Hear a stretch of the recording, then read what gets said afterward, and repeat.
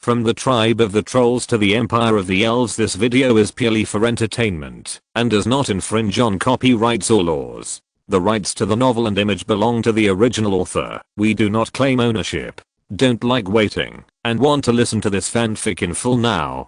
Subscribe to our Patreon, where you'll find the best fanfics. Chapter 101 Return, 5200 plus. The three tribes knew that he was talking nonsense, but they had to put on a smile. The other tribes, under Baki's encouragement, were somewhat tempted, but hesitated because of the distance. Seeing this, Baki patted his chest and made many guarantees, such as the technology is good, the journey will not take long, I will be responsible for the pickup and drop off, etc. After a lot of persuasion, the witch doctors of the tribes were really convinced. Having achieved his goal, Baki breathed a sigh of relief and stepped down. He saw the witch doctor Kilifan coming up to him with a licking face. "What is this, Lord Kilifan?"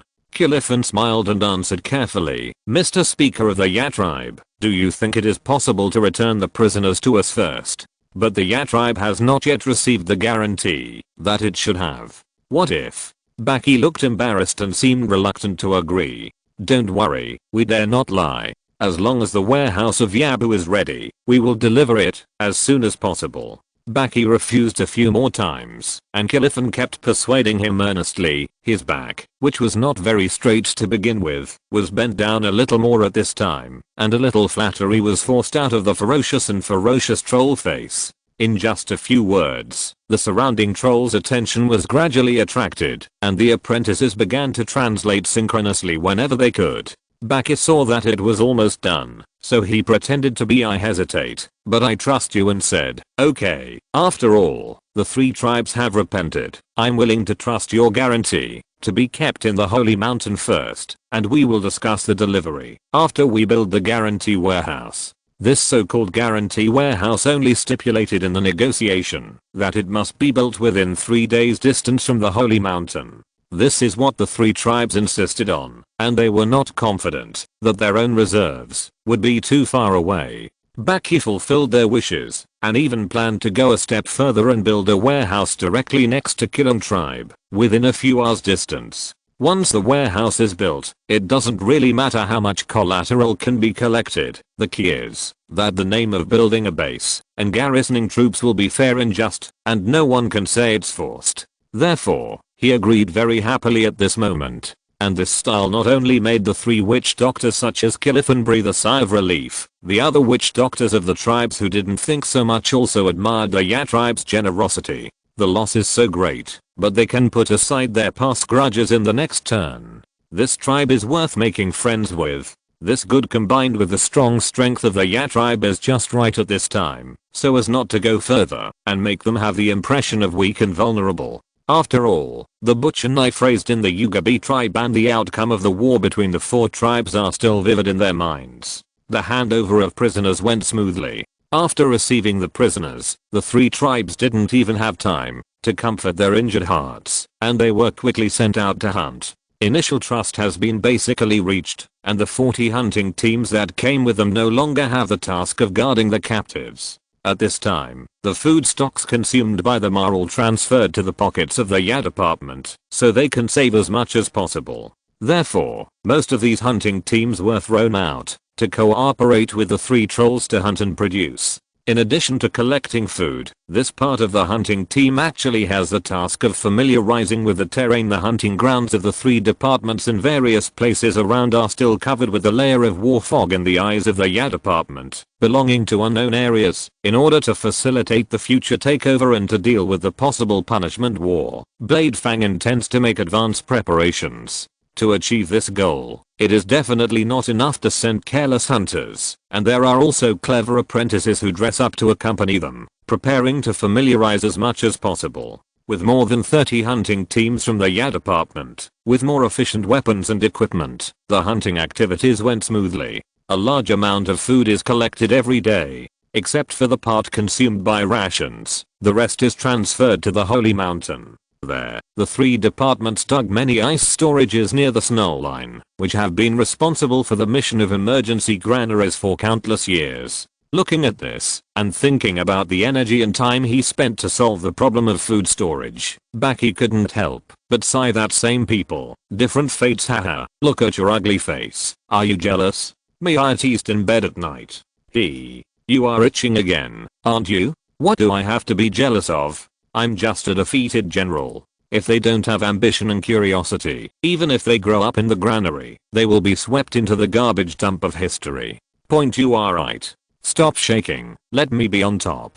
Originally, they planned to stay for a while longer and set off after gathering enough food for the return trip, but the leaders of the tribes were urging them more and more urgently. Baki could understand their urging. After all, they still had their own tribes to take care of, and it was impossible for them to waste time here. But food for the return trip was a rigid demand, so Baki had to make another plan and think carefully. It seemed that there was no need to bring all the hunters back with him on this trip. Anyway, the construction of the new base would start soon. Wouldn't it be better and more efficient to leave some of them to wait nearby? By the way, they could continue the task of opening the map. He called Miaya, Chuanaya, and the other witch doctor apprentices who were accompanying him to hold a meeting. After analyzing the specific situation, they finally decided to prepare according to the charter of leaving 15 hunting teams, 5 apprentices, and a witch doctor. This decision satisfied almost all the trolls. Those who were responsible for staying behind, because there was no so-called wife and children to take care of in the Yad apartment. The hunting team members who stayed together all year round were the closest interpersonal relationships on weekdays. Therefore, they would not worry about the task of staying behind. After giving them the basic guarantee of 1 meal coin per day, plus 0.5 meal coins for overseas compensation, they happily accepted the business trip work. The soldiers were also happy. The earlier they went back, the earlier they would have the opportunity to carve the totem. During this period of time, they were quite envious of the colorful life of those totem soldiers who sang and danced day and night. As the victorious party, the other soldiers and hunters also had many servants under their crotch and servants under their skirts. But quantity is not as good as quality. Look at the 5 totem soldiers. They have already started to make love with the chiefs of various tribes. In addition, some apprentices are also very happy. After all, whether they return to the headquarters or the Gabi station, they can return to the ocean of knowledge earlier. Whether it is the magic knowledge of the headquarters or the mechanics that is booming in the Gabi station, they are all motivations for them to go back quickly. This 3-tribe area, where primitive people gather together, is really not attractive. The only thing that is hard for Funaji and some apprentices who have drawn the stay behind task is that they have to stay and be responsible for coordinating the construction of the new station. After the task distribution was completed, Funaji had a bitter face and searched for a suitable place with Baki within half a day around the Kilon tribe. He wanted to refuse this appointment, but after thinking about it, he gave up this useless effort. As for personal feelings, Miaya and Baki are husband and wife. If he doesn't stay, can he let one of Miaya or Baki stay? It was not possible for Baki to stay away for a long time due to his responsibilities. Mia's research on pregnancy could only be carried out in a stable tribe. It was impossible to send pregnant women to stay here all year round. So, among the 3 witch doctors present, he was the most suitable. After figuring this out, Funea sighed helplessly and accepted his fate. Now, he just hoped that the parliament would have some conscience and not let him stay for several years. After a day of searching for a suitable address, the 2 witch doctors and the guards who were always by their side set off on their journey home. I'm going to have to work hard again this time. It's okay, Mr. Speaker. It's not hard at all. Oh, really? Then I'm relieved. I was wondering if staying for 5 years would be too much. It's good that it's not hard, Baki said with relief in front of Funea's expression, as if he had eaten dog shit. You are a good witch doctor. This, Mr. Speaker. Haha. The parliament is not stupid. After the preliminary construction is completed, you will be transferred back to the Riverside station or the headquarters. Don't worry.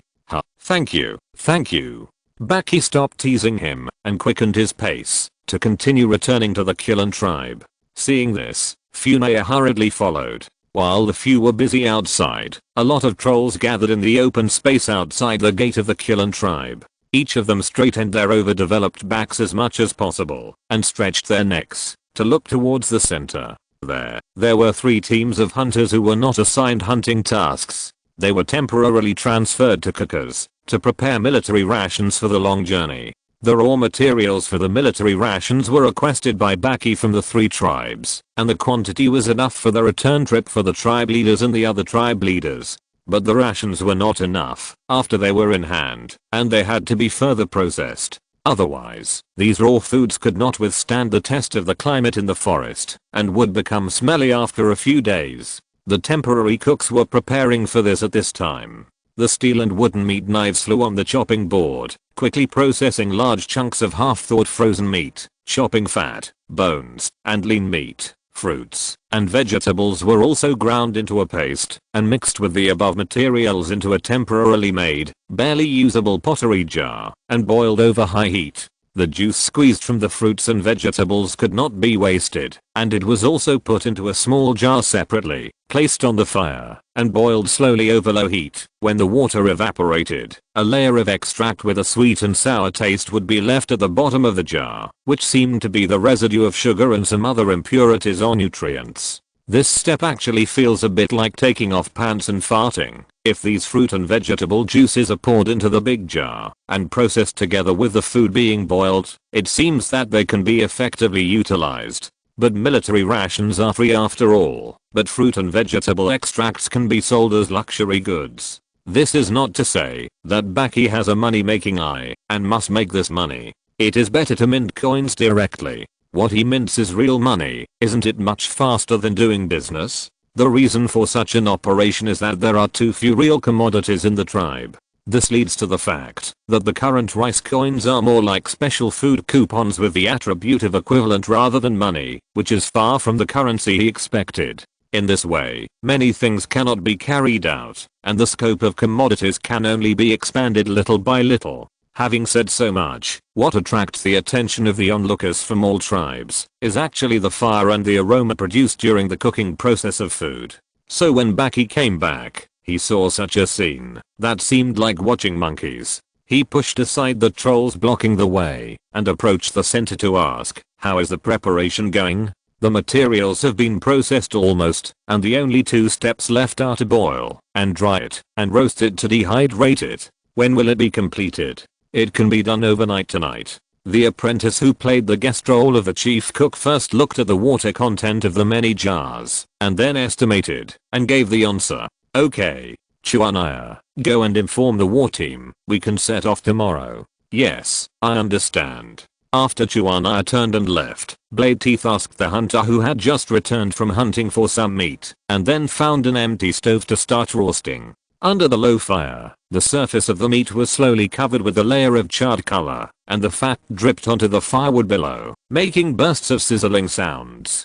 Gradually, a much stronger aroma than when the food was cooked before filled the square. This extremely special smell stimulated the trolls who had been watching, but were cautious and dared not approach because of the shadow brought by the cavalry a few days ago, and drooled. When it was almost done, Baki sprinkled some vegetable and fruit extract crystals on the meat as seasoning, and then distributed the barbecue that was prepared for them. He took a bite as a demonstration, chewing it in his mouth, and felt that it tasted pretty good. Eat.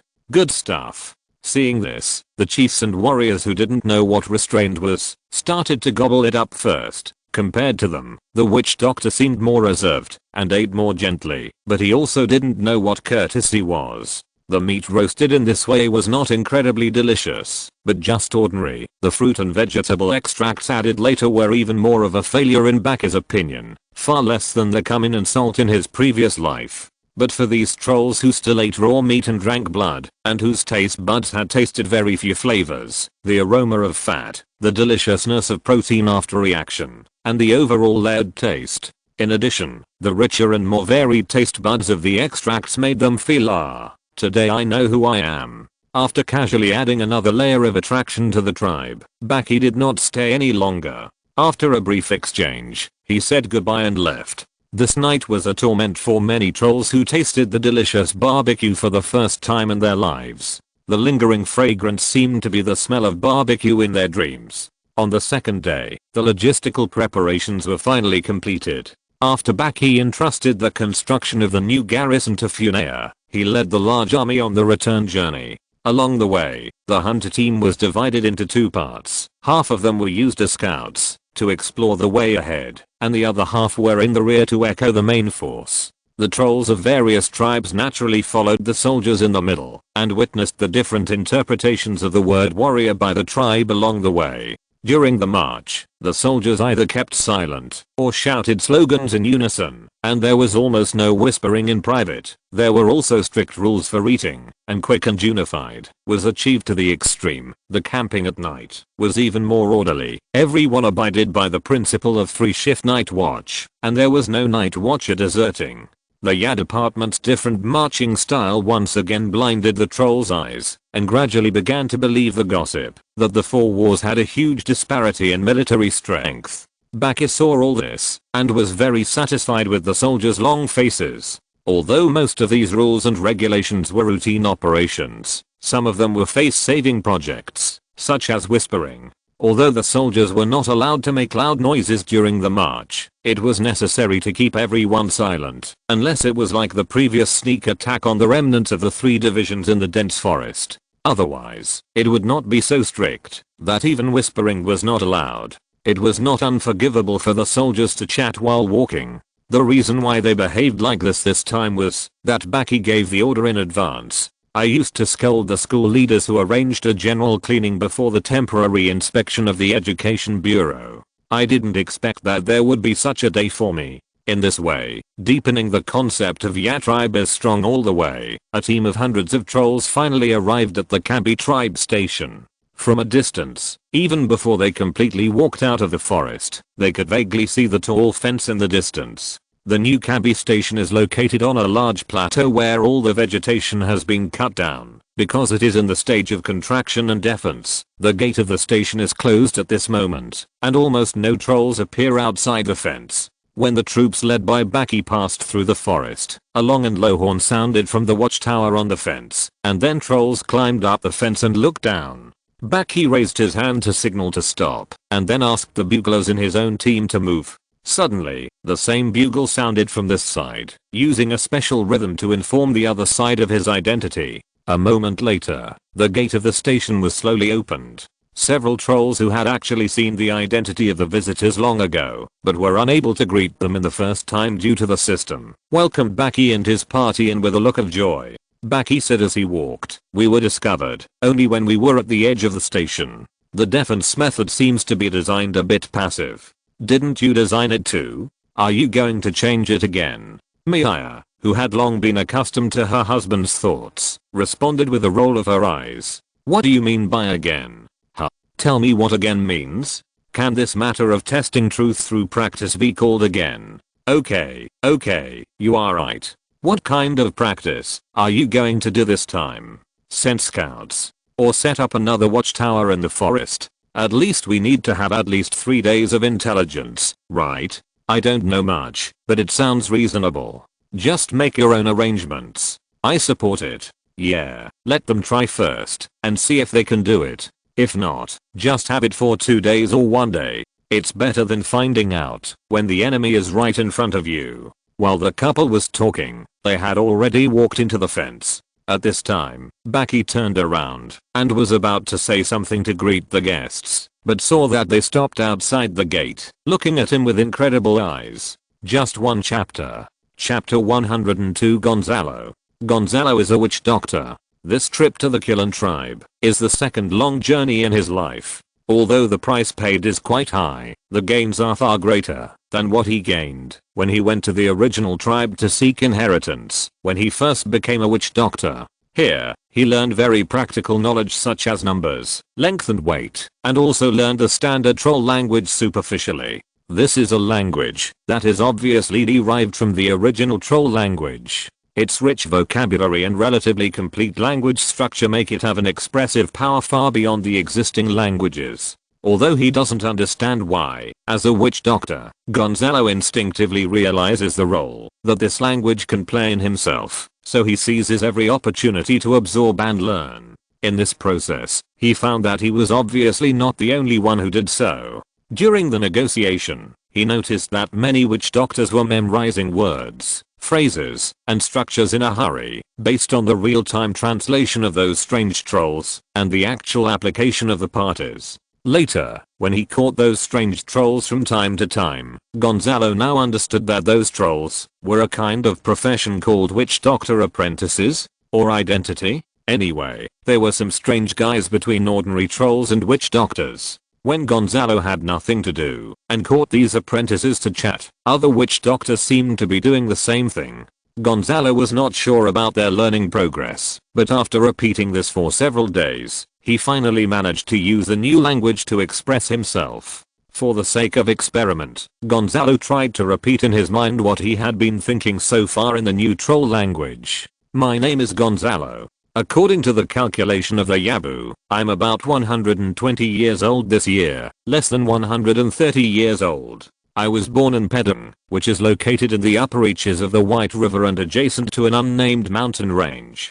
Pedong is just a small tribe with a population of less than 400. According to the general ratio, this population cannot accumulate a witch doctor, but Pedong is very lucky to have a great witch doctor like me. From now on, Pedong is qualified to have its own inheritance, provided that the witch doctor continues to be passed down. Of course, I no longer have this concern now. The application of the new language will solve this problem very well. As long as I can find even one guy who is willing to learn, and can learn the new language among the stupid warriors in the tribe, I can retain the inheritance without having a witch doctor. I lived a rather monotonous life in the first half of my life, except for consciously recording various information. The only thing worth mentioning is that after becoming a witch doctor, I tried to go to the original tribe of my tribe, the Atit tribe, according to the obscure records left behind long ago, and brought back some knowledge to fill in the inheritance that I didn't know whether it could be preserved at that time.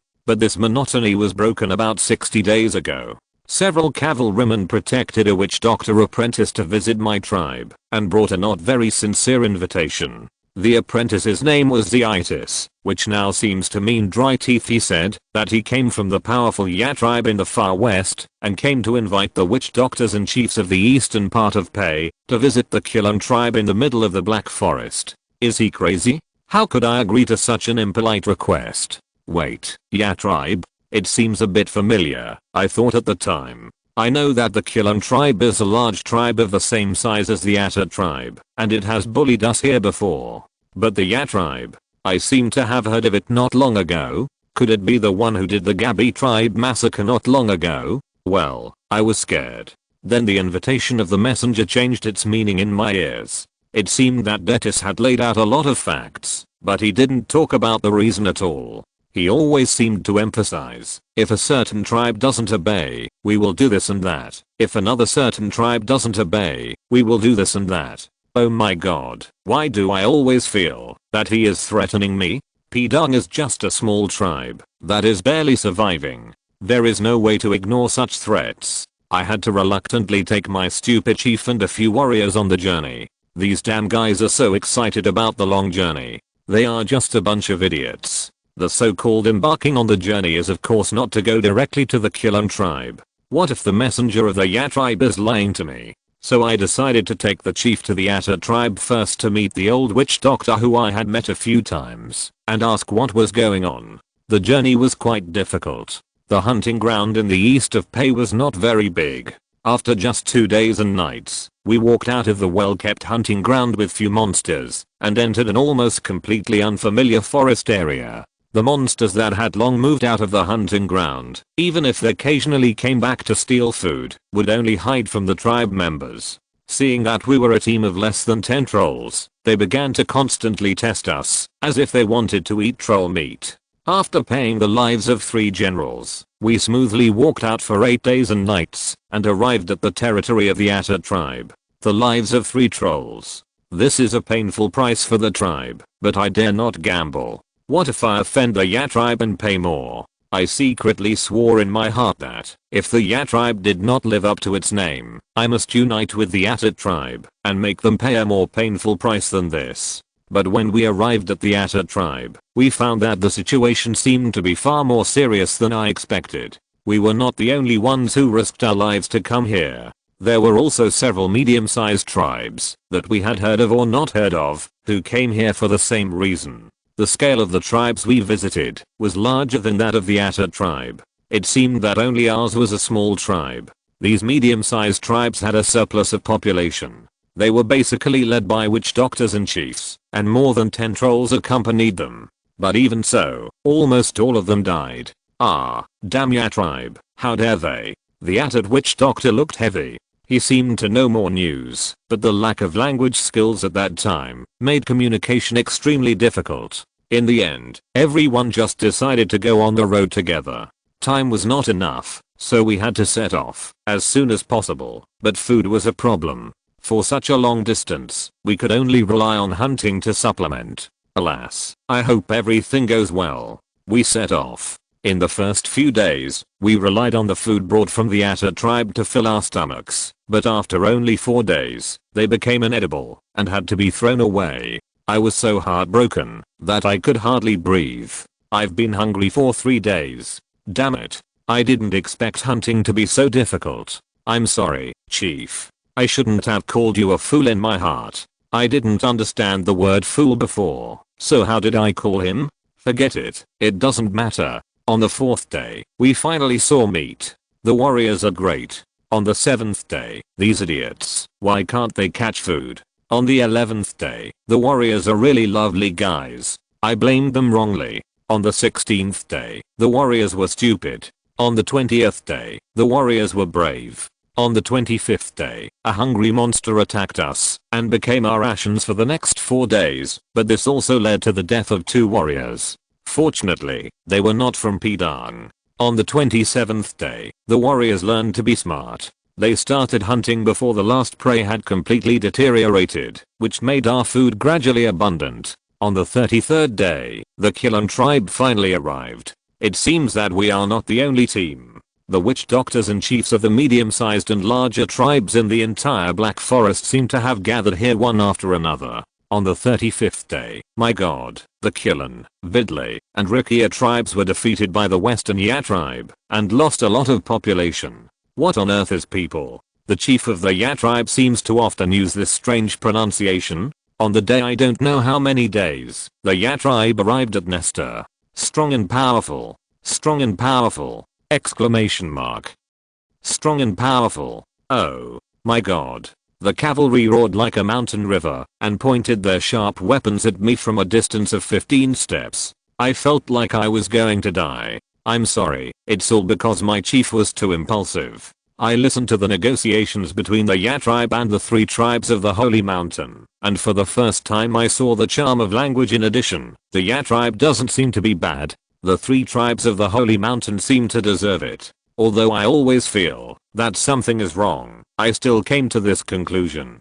Why can't I find my chief recently? Will this idiot provoke the chief of the Ya tribe, Nestor, and then be secretly killed? Speaking of this guy in the Fang department, he should be the strangest troll I have ever seen in my life. Although there are many strange trolls in the Fang department, none of them can compare to this one. His almost completely straight back makes me vaguely recognize an unprecedented beauty, and his body seems to be called purple. I always feel that it is emitting waves of faint light. The great chief Nestor is also very strong and tall. My chief can also be considered tall, but compared with him, he is like a child who has not grown up. I found the chief. Fortunately, he is not dead. Unfortunately, he seems to be fascinated by a powerful female in the Fang department. She is indeed an extremely beautiful female warrior, with strong muscles, long and thick fangs, and mysterious patterns on her body. Even a wise man like me is fascinated by her, let alone that idiot.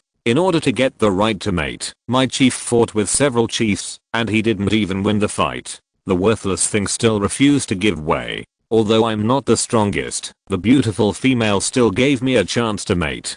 She was as strong as a gosh orc. It was a fascinating feeling.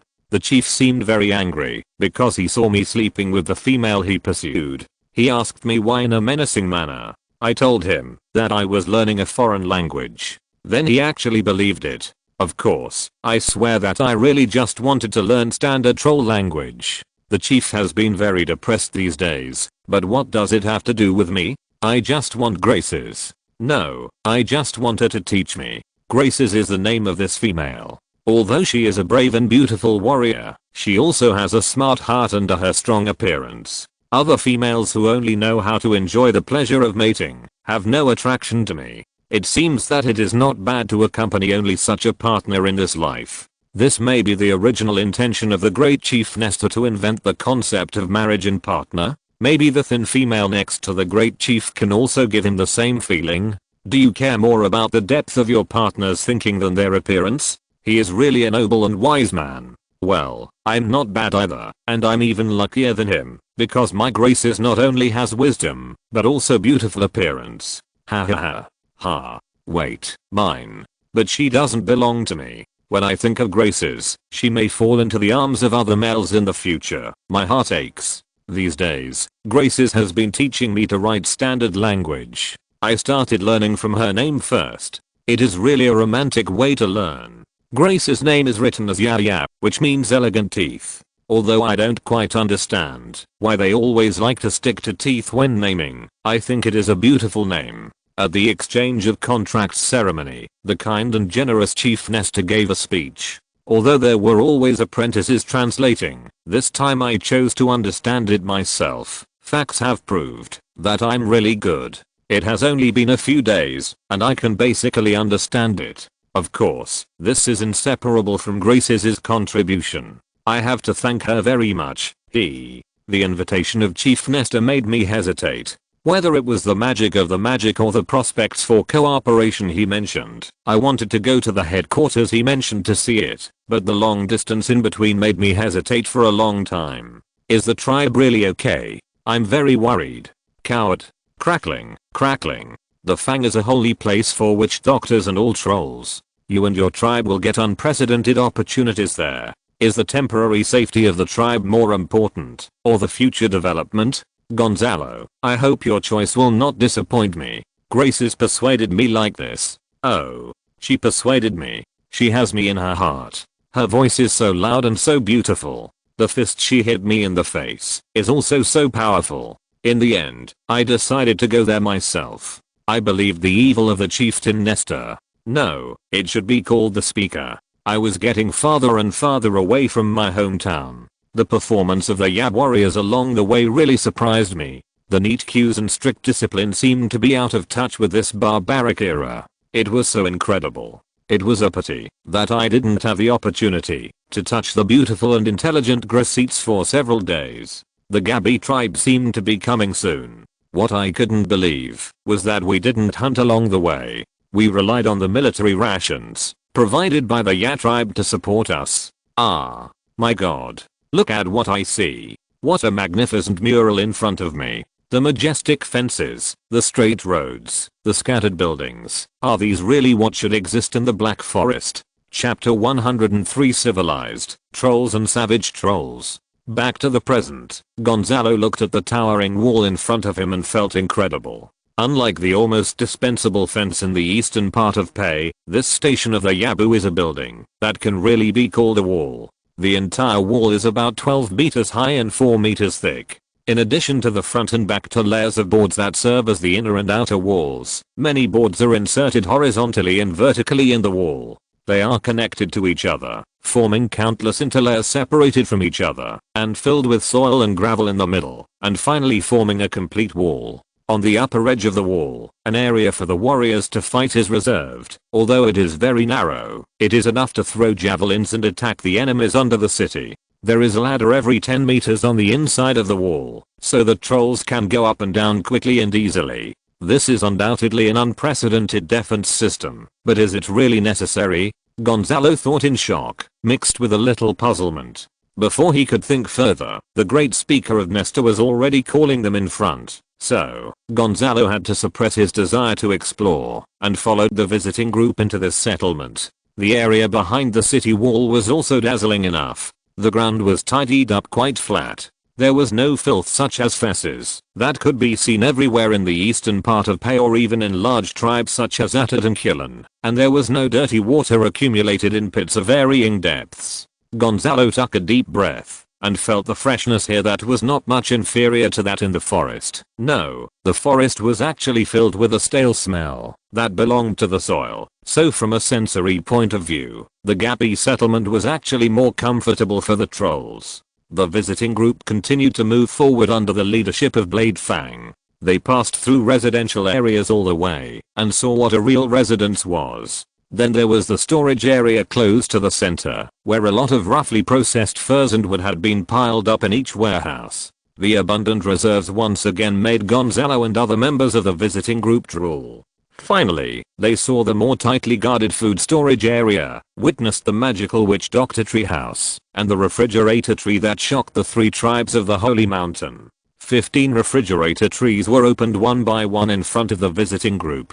After the white mist gradually dissipated, the frozen food in the warehouses almost made them faint. In the total storage space of 4,500 cubic meters, various foods were piled up in an orderly and classified manner. Some of them were familiar, such as various meats, fats, and various fruit plants. There were also some that they did not recognize, which were said to be several things collectively called dairy products. Gonzalo took a small piece of what seemed to be called cheese handed over by the apprentice and tasted it. How wonderful it tasted.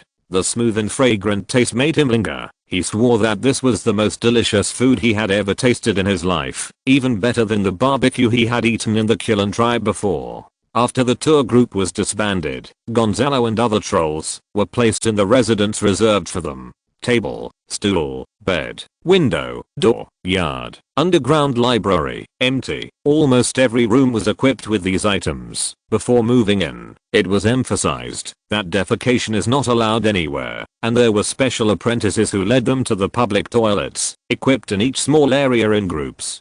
This emphasis made Gonzalo feel ashamed, as if he had become a savage troll in the eyes of civilized people, but he couldn't refute anything, because before he came into contact with the trolls of the Ya tribe, he had never thought about whether defecation anywhere was right. Lying on the big bed supported by his legs, Gonzalo recalled the happy times he had spent with Grasites and the Killen tribe before, and couldn't help but fall into longing. But as his longing deepened, different scenes entered his mind one after another, and he felt uneasy when thinking about what he had seen and heard these days. I seem to have defecated in front of her on the street and outside the house. She wouldn't look down on me, right?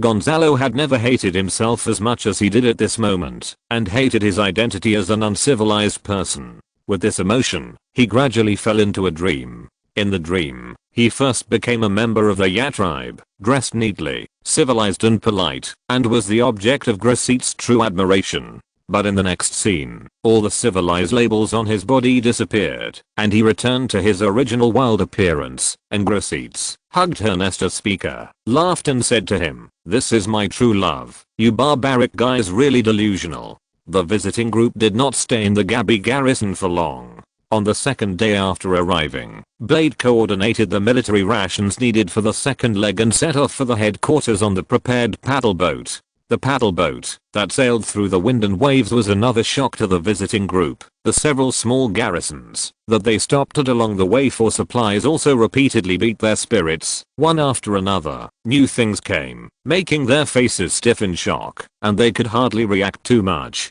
When they arrived at the headquarters of the Ya tribe, Gonzalo and other trolls originally thought that they would no longer be surprised by anything, but when the 10 remaining witch doctors of the Ya tribe came out to greet them, they once again realized the narrowness of their vision. 10 witch doctors, plus the 2 they had met before, and their speaker did not seem to be a warrior. That is to say, the Ya tribe now has at least 14 witch doctors. How did they do this? Do they have tens of thousands of trolls? There are also apprentices in almost every station along the way. They seem to be well-known witch doctor reserve in the Ya tribe.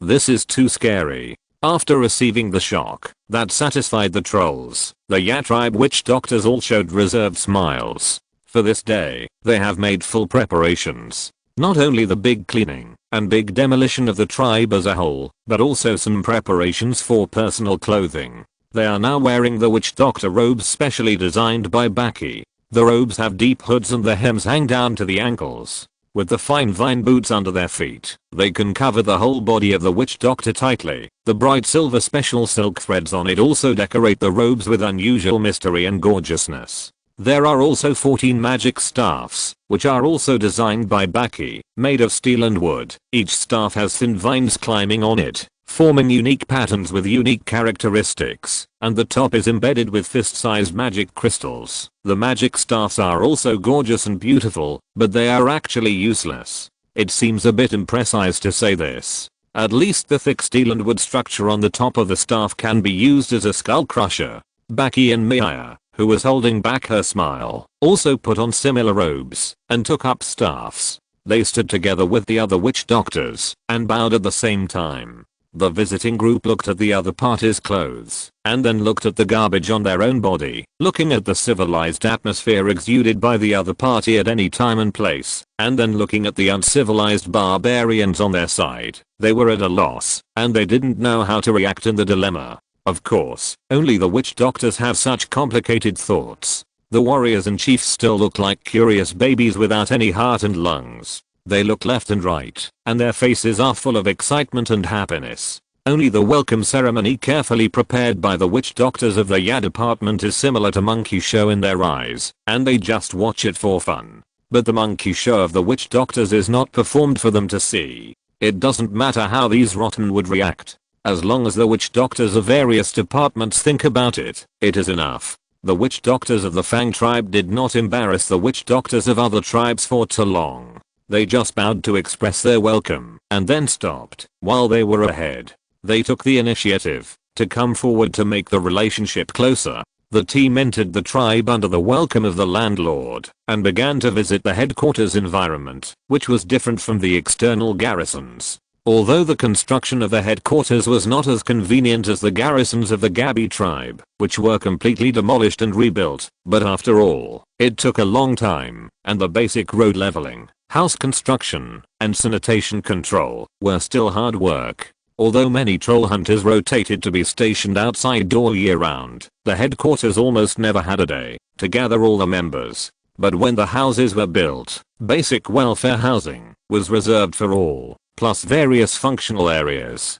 The total area of the headquarters, excluding fruit trees, etc., is actually much larger than that of the garrisons such as Gabi. In addition, including Blade Fangs, 14 tall witch doctor tree houses also stood in a ring in the most central area of the tribe, adding a lot of color to the whole. In general, the construction of the headquarters is less uniform than that of the Gabi tribe, but it is also more magnificent and has a more realistic sense of life. For example, the central cold storage area has a terrible food reserve of nearly 200 refrigerator trees. The ordinary warehouses staggered between the residential areas are full of various supplies. The large tracts of fruit trees outside, the still green fruits on the trees, exude an attractive aroma, and the ground between the fruit trees is planted with grass about meters high, and a group of old men and women with peaceful smiles are holding clips and bending over to pick some brown grains in the grass. The busy dock area has a long row of docks standing horizontally, and workers on the scaffolding are constantly moving up and down with various tools from time to time.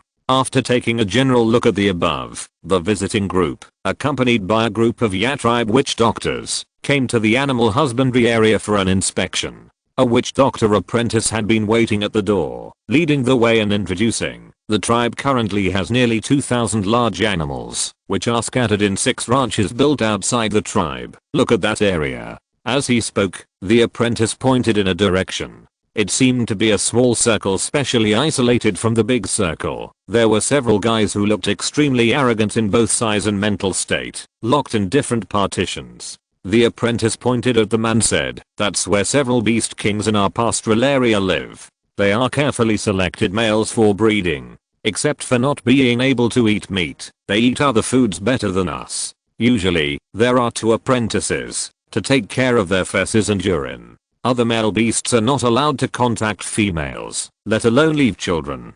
When they are no longer able to grow meat, they will be directly slaughtered. You don't have to go hunting anymore. Gonzalo looked at the two-hour witch doctor who was responsible for receiving his group with a hopeful look and asked in the not so fluent standard troll language. Tuar was not surprised, whether it was that he could speak the standard language or that he realized the future prospects of animal husbandry so quickly, because he knew very well that compared to witch doctors like himself who could only break through the bottleneck by acquired means, these natural witch doctors were truly terrifying. Although they seemed to be somewhat submissive at this time, it was only because the overall pressure on them in the fields of civilization and technology was too great. Strictly speaking, each of these witch doctors has higher talent than him. Although they cannot be compared with the speaker, they are still good enough to match the speaker's sharp fang and coarser fang. Chapter 104 Negotiations with the Tribes. But Tuar didn't feel ashamed. Instead, he smiled and answered him, "Unfortunately, that's just a vision for the future. We can't completely rely on animal husbandry for meat now. According to the number of people we have, the daily output of large livestock must reach at least 1,000 heads to initially replace hunting." I see. Gonzalo was still envious. They now have 2,000 heads of livestock. It's only a matter of time to further increase the output. It will be achieved sooner or later. Look at your own tribe, which still has to work hard in the Black Forest for food every day. The visit lasted until the night of that day. When the night fell, the Ya tribe lit bonfires and held a bonfire party with Ya tribe characteristics in the open space outside the tribe. It's a pity that the theme of this party is still around fighting, mating, and eating. The Ya tribe, which has not yet developed any cultural industry, failed to take the opportunity to promote its own civilization advantages. However, the light shining in the night was shocking enough. Therefore, expressions of awe still appeared on the faces of the trolls. Because among the trolls, witch doctors and ordinary trolls are almost not the same in terms of intelligence, especially the uncivilized tribes whose thinking patterns have not been trained by complex languages. Therefore, the ordinary warriors and witch doctors of the tribes have to be described separately. The warriors gathered around the fires, biting the barbecued meat and eating the soft and sticky cheese after being roasted by the fire. Cups of water or milk with a sweet and sour taste, which were added with fruit and vegetable extracts, were also drunk in unlimited supply. Although the technology of fermenting wine was not mentioned or deliberately ignored by Blade Fang, the unique boldness and enthusiasm of the troll warriors still made this party lively. After eating and drinking, the male and female trolls who fell in love with each other started a unique large-scale breeding activity on the spot. Some trolls who looked down on each other or had too good a relationship also shouted at each other to go to the ring and start fighting. The ring was soon surrounded by a circle of spectators who either laughed loudly at the losers or beat their chests to cheer for the winners. After the first few fights, the audience could no longer hold back and went on stage to fight. Blood was spilled and broken arms flew one by one. Under the strong smell of blood, whether it was fighting or mating, the enthusiasm continued to rise in the ups and downs. Fortunately, the tooth trolls have grown some brains in so many years of learning. In addition, there are smarter witch doctor apprentices and warriors who have entered the tribal management to watch over them. Finally, the ring fight did not turn into the previous life and death mode. The warriors of various tribes also integrated quickly. Although their thinking ability has not been trained in complex languages, it will appear to be relatively stupid. But ordinary trolls are generally still a kind of barbaric creatures that rely on individual strength. These strange trolls who came to visit were all elites led by the chieftains of various tribes in the Black Forest. Therefore, after they won several gladiatorial battles, they quickly won the recognition of the Fang Trolls, opened up the situation in several bonfire circles, and became friends with the Fang Trolls. In sharp contrast to the lively warrior circle, the witch doctor circle was relatively quiet. Whether it was the witch doctors of the tribe or the foreign witch doctors, they seemed to have no interest in this kind of activity. Several witch doctors of the Fang tribe deliberately whispered to each other about their research progress. Some witch doctors always took care of the witch doctors of other tribes, chatted with them, and occasionally introduced the life of the warriors who shined on the arena. Although the witch doctors of various tribes listened to the introduction, their main experience was focused on the conversations of the witch doctors who were in the academic exchange. They pricked up their ears, trying to figure out some key things from it. However, how could Blade Fang, who was so cunning, allow such a loophole to appear? The witch doctors who were talking about academic content were talking about relatively advanced things. With these outsiders, who were still very immature in language skills, it was still unclear whether they could understand. Moreover, the content of their conversation did not involve knowledge such as meditation and visualization, which belonged to the foundation of the new system. In the end, these witch doctors from various tribes only listened to it without understanding it. As the night deepened, the party gradually came to an end, and the foreign witch doctors were sent to their respective residences to rest. What kind of envy and regret these witch doctors had at this moment, we will not mention it here. Let's move our attention back to the couple Baki and Maya. Because the treehouse was temporarily moved to the center of the tribe, these two couples who were happy to enjoy the love and excitement between each other, unfortunately gave up the fun of wild sex on the open air platform that night. Instead, they were more well behaved, maintaining the original position of the bedroom, and had a big fight in the closed space. Baki, who had entered the sage state, stroked his partner with one hand, thinking about the follow-up of the various parts. His fingertips slid up and down his wife's exposed back, which was covered with purple lines like flames. Strands of tingling touches like static electricity came from the contact surface. Even if the two had stopped intercourse, they could still enjoy the aftertaste of a different taste. What a pity. Mia's head rested on her husband's solid and broad chest, her palms intertwined with the back of his neck, her lips kissed, and her tongue greedily demanded the electric shock feeling that she had no relevant concept. Hearing this, she asked lazily, "What's wrong? What's the pity?" "I was thinking that today's bonfire party could actually be more unique." "What do you have in mind?" Mia asked with a little interest, while circling her fingertips around her husband's chest. "I was thinking, can we change our and our ancestors' struggles into a story that can be seen with the eyes? Aren't the stories of our ancestors' struggles history? The school already has them, and you set the tone yourself. The children have been learning them for a long time.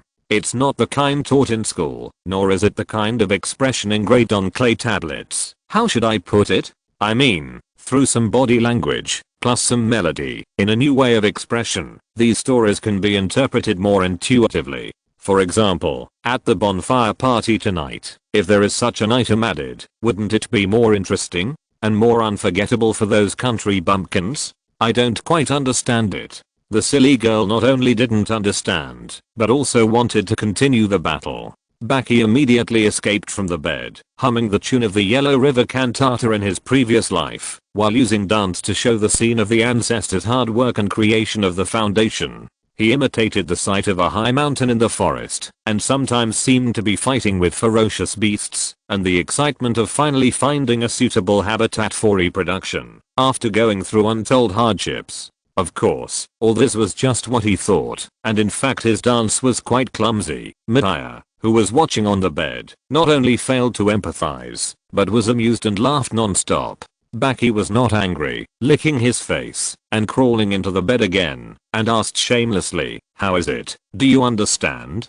Can you see what I was saying just now?" Recalling the big insect that was swinging around before, and her husband's incomprehensible movements, Mia buried her face in Baki's collarbone, and couldn't help laughing again. After a long while, she stopped laughing and reluctantly responded, "Ha ha ha, goose, goose, goose. I think you are like a fool. Hatter, I'm asking you seriously." Still laughing. Baki was also a little ashamed at this time, and could only pretend to be angry to cover up his embarrassment. Okay, your performance is not very good, but I think this form is still more desirable. It's just a little bit awkward. I always feel like too many steps have been skipped."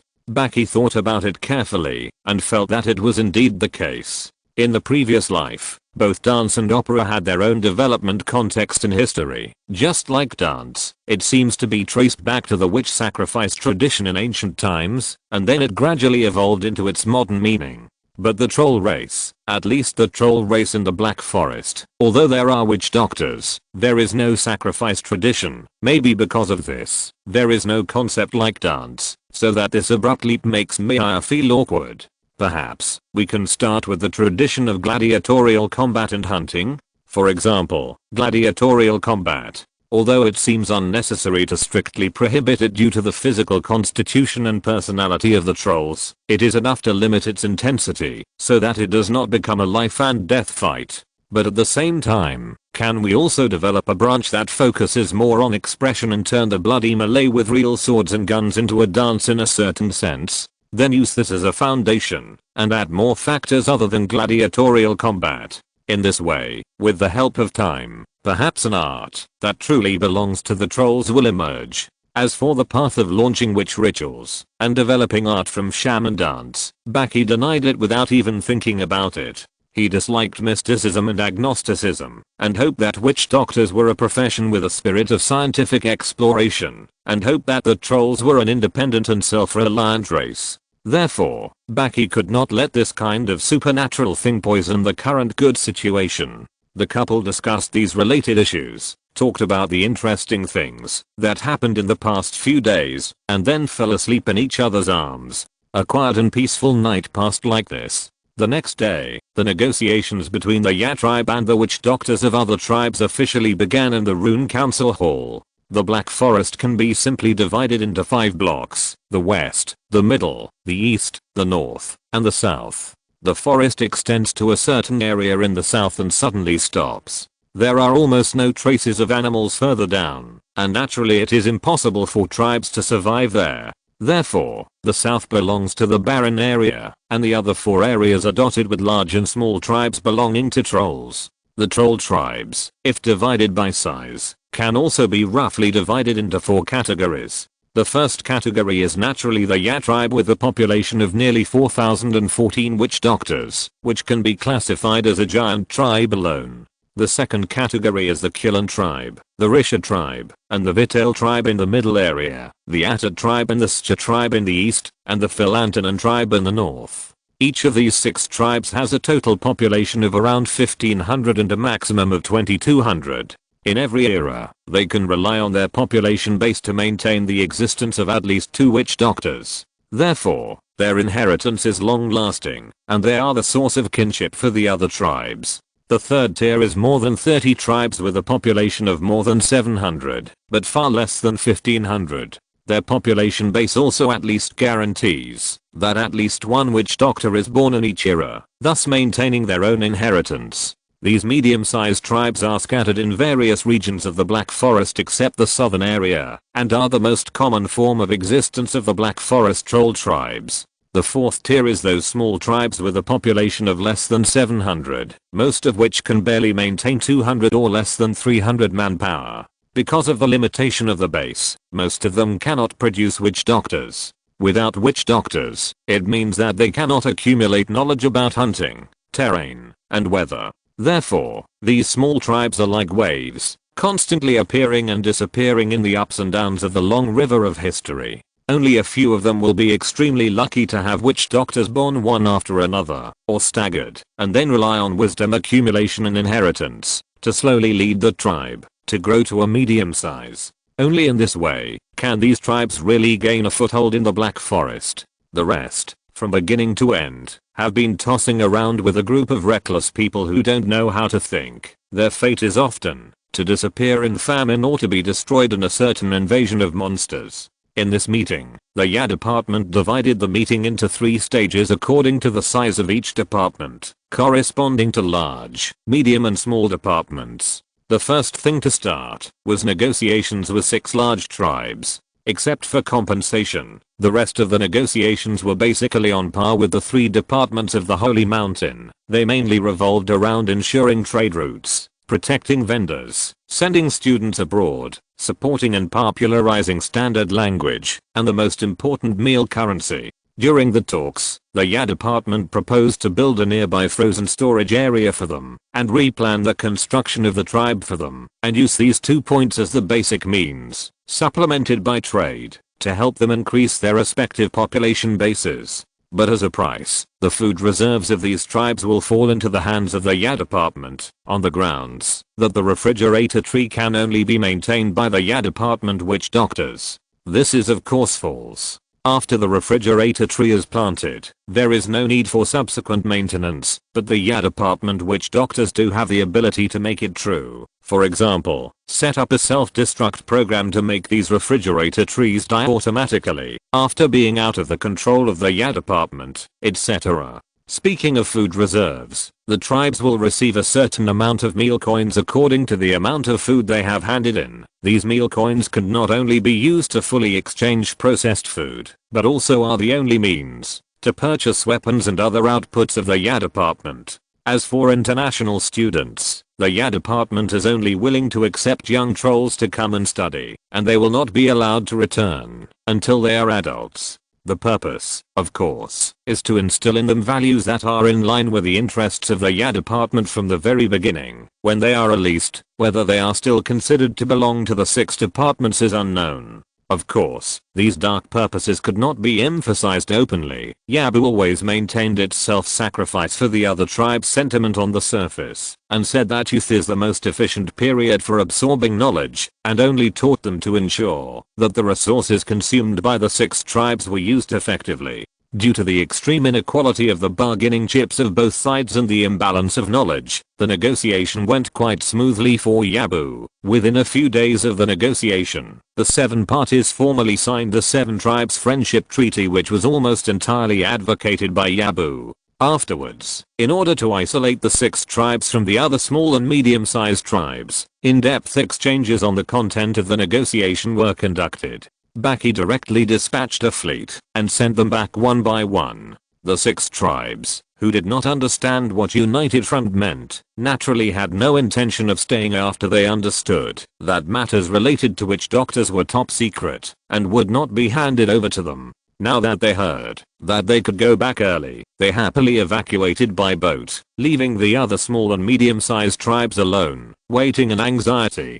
Fortunately, the YA department did not let them wait for long. After sending away the 6 trolls, the talks with the medium-sized tribes began immediately. During the talks, 2 options were placed before the medium-sized tribes. First, willing witch doctors will be allowed to directly join the Rune Council and stay in the headquarters, and from then on they will enjoy the same treatment as the YA department witch doctors in politics and academics. The YA department will be responsible for translating their heritage for their respective tribes, and will specially send apprentices to assist in management and teach scientific knowledge. Refrigerator trees will also be planted directly in their respective tribes, and all the treatment of the people in various tribes in terms of material exchange will be aligned with the YA department headquarters year by year.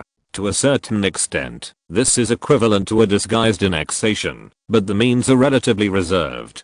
Second, the tribes that are unwilling to accept the above conditions will provide the same treaty as the 6 major tribes and become the solid allies of the YA department. However, there is another item in the covenant signed with them, which stipulates that the YA department will be responsible for helping them translate the heritage. This clause was mainly to allow the YA tribe to obtain the records of geography, plants, and monster species in their respective regions.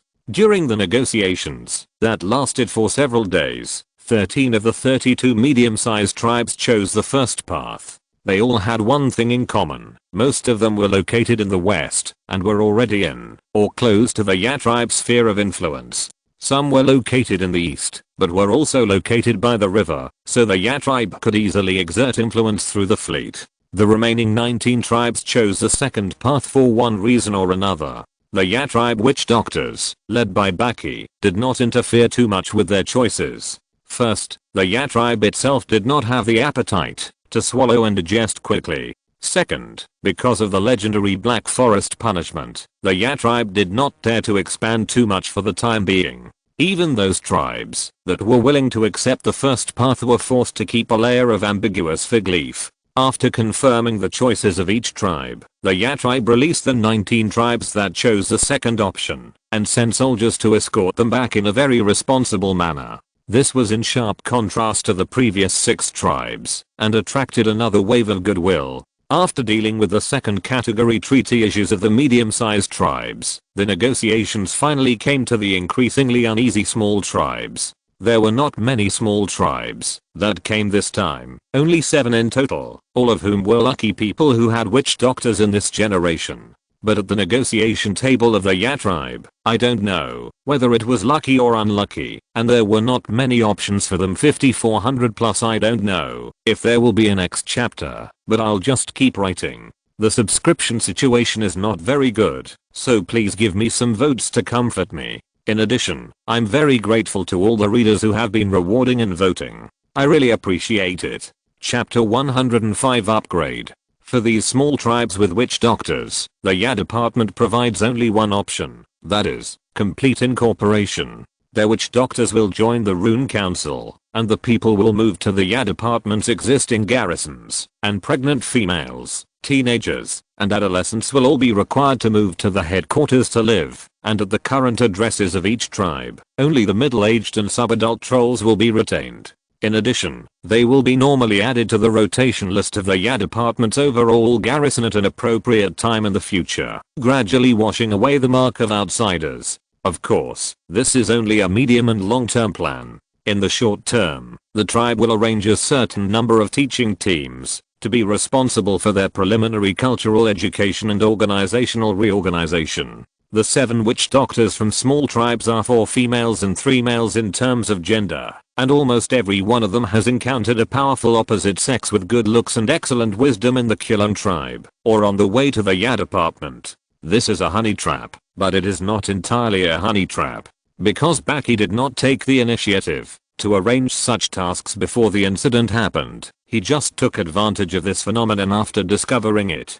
Some of these opposite sexes are totem warriors, and some are witch doctor apprentices. They have a pure feeling of appreciation for these 7 witch doctors, and at this moment, like the last straw that broke the camel's back, they have become an important factor in the choice of witch doctors. Of course, this is just the last straw, and we cannot ignore the role played by many previous straws. The reason why they chose to nod is that the instability of small tribes occupies a large part of the consideration process. The 7 tribes are undoubtedly the lucky ones of this generation, but after this group of witch doctors died, can they continue this luck in the next generation? Strictly speaking, this is unknown. After all, luck on luck is only a low probability event. The biggest possibility in front of them is that the lucky period will come to an abrupt end in the next generation, and then the inheritance will be interrupted. Everything will return to the wilderness, and it will completely die out at an unknown historical node. These small tribes are different from their mature and established medium-sized tribe predecessors. They still retain the attributes of having to move out of the original group. Therefore, the choice given to them by the Ya department now, although it deprives them of their independent attributes, brings more important survival guarantees at this stage. It is because Baki has figured out this kind of underlying logic that he has the confidence to directly merge them. Not only these lucky ones, but also the other small tribes without witch doctors. Baki also intends to turn them into the manpower pool of the Ya department step by step. However, to achieve this goal, the operation method will be more cumbersome. Many small tribes are scattered throughout the Black Forest, and it takes a lot of energy to find them. But there is no rush. The key is to deal with the existing human resources first. After handling these negotiation matters, the 13 tribes that chose the first category treaty and the 7 small tribes that were merged, except for the witch doctors who will be left behind, all the chiefs and warriors have to escort them back one by one. Baki did not personally participate in the subsequent specific affairs, and the farewell was entrusted to the apprentices and soldiers. The implementation of the treaties at all levels at various stages was also delegated to the other trolls. In the following 3 years, 1440 days, and 69,120 hours, the 6 major tribes and the 19 medium-sized tribes that chose a second-class term successively sent a total of nearly 1,000 students to join the education system of the Ya department. The ice storage aid project and trade development project promised by the Ya department were also gradually realized in batches. The ice storage base of the 3 Holy Mountain departments, as the first batch of model projects, was completed in the first half of the year. The tribe stationed a witch doctor, 10 witch doctor apprentices, 15 hunting teams, and 30 top warriors with brute force totems all year round. After that, the construction team went to the other 3 major tribes from near to far to carry out construction in batches, and it took a full 3 years to complete it. During these 3 years, the tribe always had more than 30 witch doctor apprentices, who were stationed in 13 medium-sized tribes that signed the first-class treaty and 7 small tribes that were to be merged, taking charge of the most basic education work on a 3-month rotation basis. In addition, the tribe also successively recovered 9 small tribes with a population of 100 to 400 and without their own witch doctors, and used their locations as outposts to explore the surrounding areas and gradually found out the locations of more small tribes. At the same time, the 20 old witch doctors who had just joined the Rune Council also came into contact with and mastered the meditation visualization method during these 3 years and gradually transformed themselves into witch doctors of the new system, thus greatly enhancing the foundation of the Ya department. And Baki himself, during this period, once again returned his focus to his own energy level transition and his wife's practice. His own practice has been very effective, and he has initially achieved the goal of standing up straight. But later, Baki found that further development of deep muscles was an extremely inefficient behavior in terms of efficiency. Because the muscle tissues are not directly exposed to sunlight, it is far less cost effective to develop them than to continue to mutate the epidermal tissues. Therefore, he focused his attention on the body surface and worked hard to make the front chest like the back, all covered with purple skin. This step lasted for a year and a half, and then spent another year and a half on the limbs, and several months on the head and neck, finally making the epidermis of the whole body become high energy tissue. When the mutation reached this level, the meditation space suddenly became more active than ever before, as if some kind of qualitative change had occurred. Its manifestation is mainly in the following points. First, the mist symbolizing magic power in the meditation space, from the relatively thin state before, suddenly became several times thicker. Secondly, the spiritual power's perception of itself was instantly raised to the macromolecule level. Thirdly, the perception of the interior of the magic crystal became more and more refined, and many subtle vibrations that were previously hidden in the large structure were discovered, thus making the precision of the rune a step higher. Finally, the connection between the visual body in the meditation space and the physical body in the real interface became closer, and at the moment of energy level transition, a real short overlap was achieved. After the upgrade, the speed of thinking became faster. Baki quickly seized this short window and made a major adjustment to his appearance. He first dealt with his overly hideous face, such as shrinking his originally long and ugly nose to at least meet his aesthetic standards. For example, the pair of overly prominent triangular pointed ears were adjusted to be closer to the appearance of the elves in his previous life, and his facial skin, which was originally full of wrinkles, became a relatively smooth texture similar to that of his wife. In addition, he also made small adjustments to the fangs extending from his lips within the time allowed. Overall, their upward curves became relatively soft, and the color became a milky white similar to ivory. Most importantly, he completely corrected the traces of the back bending, and made the initial straightening of the waist and the previous training process further straighten. It's a pity that this window period came too suddenly and was too short, and Baki, who had no relevant experience, missed the opportunity to further improve. However, with his experience this time, when his wife also reaches this stage in the near future, she will surely be able to adjust more thoroughly. Chapter 106 The Price of Carelessness. In addition to the adjustment of the face, the biggest change in himself is that after he stood up completely, his height reached 3.4 meters. Such a height, compared with the other chiefs who were only a little over 3 meters tall, was already a crushing height among the same species. Many chiefs were also the best in the troll group in terms of body size. Baki, who was nearly 40 centimeters taller than them, could already look down on any troll. After understanding these superficial changes, Baki had an idea and thought of some new possibilities. When studying the totem before, the visual body in the meditation space was able to freely transform into a wolf form during the continuous experimentation, and now after the upgrade, the closeness of the connection between the visual body and the body in the material world has obviously risen to a higher level. Therefore, Baki wants to see if there will be unexpected changes in the two in the current state.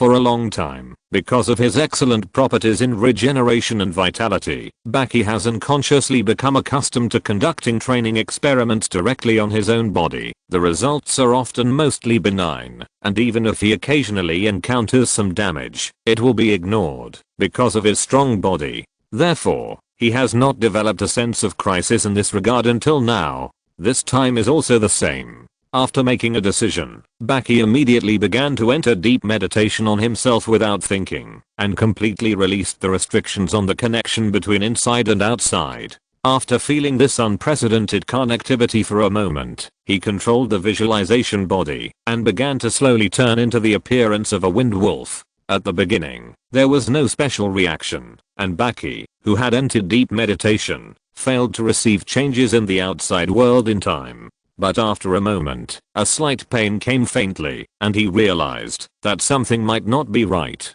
In deep meditation, the body's senses were actually in a state of being almost ignored, but now this pain could be received by himself, even if it was only a slight degree. But this was a pain that broke through the boundary of inside and outside and transmitted. It is conceivable what kind of situation the outside world is in. Although Baki was surprised, he was not panicked. Maybe a fork appeared. Let's take it slowly first. He thought so, and was ready to stop the visualization of the body changing from troll form to wolf form. However, unlike the previous situation, where he could change at will, he found that he had lost the ability to stop it at this time. Now, Baki was really a little panicked, but it was still not very strong. He always felt that the pain would pass. Even if the outside body was seriously injured, wouldn't it be enough to use magic power to regenerate? After the upgrade, he had a very large amount of magic power, which was enough to support him to repair the injuries of the broken limbs without having to consume his vitality. But gradually, the pain became more and more intense, and even broke his deep meditation state in the end, pulling back his spirit back to reality. This time, the real pain hit his heart directly, and for the first time in his life, Baki felt what it meant to be in agony. The tearing feeling that penetrated into his bones surged from every inch of his skin, every inch of his muscles and bones, making him wail in pain. It hurts. At the same time, some physical signs that were completely unbecoming of a troll began to appear on his body simultaneously. The spine made a series of creaking sounds, and then his back hunched again. The mutation of the hip bone also followed. The tendons were twisted and stretched, driving the thigh bone to change the way it was connected to the hip. The shoulder was dislocated, and the knee joint gradually bent backwards and formed a recurvature. The deformation of the bones began in the first stage, but the transformation of muscles, meridians and other tissues did not keep up immediately, but lagged behind in progress. Therefore, they were soon torn and twisted on a large scale, and in the subsequent joints, they were forced to deform into a more suitable form for bones. The knuckles on the hands and feet were also changing synchronously. In the feet, the original form of the troll's soles on the ground was changed, and the joints either contracted or extended, gradually becoming the structure of the finger support. The same was true for the hands, which completely lost the tissue form that the trolls were good at grasping. Afterwards, pain came from the fingertips, which was a feeling of being drilled from the inside out. The nails belonging to the troll were forcibly pushed off, and in their original positions, sharp claws flashing with cold light tore his flesh and broke through his skin to drill out. The flesh with a trace of purple was cracked in the process, as if it was a seed coat broken by a new bud. At the opening, blue blood with a little purple flowed unscrupulously, and soon stained a large area of the floor in the meditation room. Awoo. The intense pain never stopped, and even had a tendency to intensify, making him roar in pain uncontrollably. But gradually, the roar was also affected by the deformed vocal cords, and when it reached his mouth, it turned into a beast-like whimper. Baki tried his best to stop it all, but the extreme pain deprived him of the ability to enter meditation again, and he could only watch and enjoy this seemingly endless process. The forelimbs had completely completed the transformation, and Baki could no longer maintain a normal cross-legged posture. At this time, he lay on the ground powerlessly, watching his body gradually not look like a human in pain. Strands of purple long hair emerged from every part of his body, and covered his entire body from short to long. Finally, the changes finally came to his head. Fortunately, the deformation of the brain tissue seemed to maintain the same rhythm as the skull, just barely maintaining it from being squeezed into a paste, allowing Baki to escape the worst situation of dying on the spot. The head became narrower, the sides longer, and the mouth bulged forward to form a wolf's snout. The troll's fangs were also decomposed in the process and wriggled like liquid, slowly covering the rest of the teeth. They matched each other and finally formed 2 rows of sharp teeth that were completely unlike those of trolls. When all these changes were completed and stopped, about half a lamp hour had passed. But in Baki's perception, this short half a lamp hour seemed as long as several centuries. Trolls have always been known for their strong strength and strong endurance, and Baki is undoubtedly the strongest among them. But now, he seemed to have overdrawn all his strength, lying on the ground like a dead dog, without the strength to move even a finger. Chapter 107 Wolf. Hoo. Heavy panting sound came from the muzzle. The sunlight from the meditation room window hit Baki's body, and the purple hair gradually became fluffy. They fluttered slightly, and emitted a little faint light. The remaining pain in the limbs gradually eased, and disappeared completely after 2 hours. Baki barely recovered some strength. He moved his limbs and slowly propped up his body, trying to stand up. But at this moment, his condition was really weak, and he was a little uncomfortable to control his wolf-shaped body. So, just such a simple standing posture, he tried several times, before he barely succeeded. He walked around the meditation room slowly for a few times, and tried to move sideways, lie prone, and other actions with the cautious attitude of an old man who had just recovered from a serious illness, and got out of bed. Baki finally completed the initial adaptation. Awoo. He wanted to say something, but the words turned into a disorderly awoo sound when they came to his mouth. Damn it, even the ability to speak has disappeared. Fortunately, my mind has not changed into wolf mode. What should I do? Can I still change back? Thinking of this, he lay back in the original meditation position and returned to the meditation space that was previously disconnected. In the meditation space, the visualization body is different from his outside appearance. It has completely transformed into a majestic purple giant wolf. Seeing this, Baki cursed in his heart aimlessly and began to feel the specific changes it brought. First, the question of returning to the troll body that he was most concerned about. The answer to this question was fed back at the first time, and the conclusion was that, as long as he wanted, he could change back at any time. But the bad feeling, when he transformed, before made him still have desires at this moment, and he could not muster the courage to endure that kind of pain again in a short time. Let's wait and see my current state carefully first. Thinking of this, his meditation horizon began to change, from the outer horizon used to observe the visualization body to the inner horizon for observing magic power. At here, Baki was surprised to find that magic still existed, but the mist representing magic was already quite thin. It's thinned by about 90%, which seems to be consumed by the previous transformation, and of the existing 10%, there should also be a part that was barely restored when I rested in the sun before. This long hair seems to have inherited the ability of my skin when I was a troll. The transformation and the repair of the damaged body here consumed a lot of magic. If it is not improved, this ability should not be able to be used in battle. And time is also a problem. The enemy can't spend half a lamp hour to watch me transform. No. If the opponent knows that I may not be able to walk after the transformation, he should be willing and happy to wait. Hahaha. This joke seems a bit cold.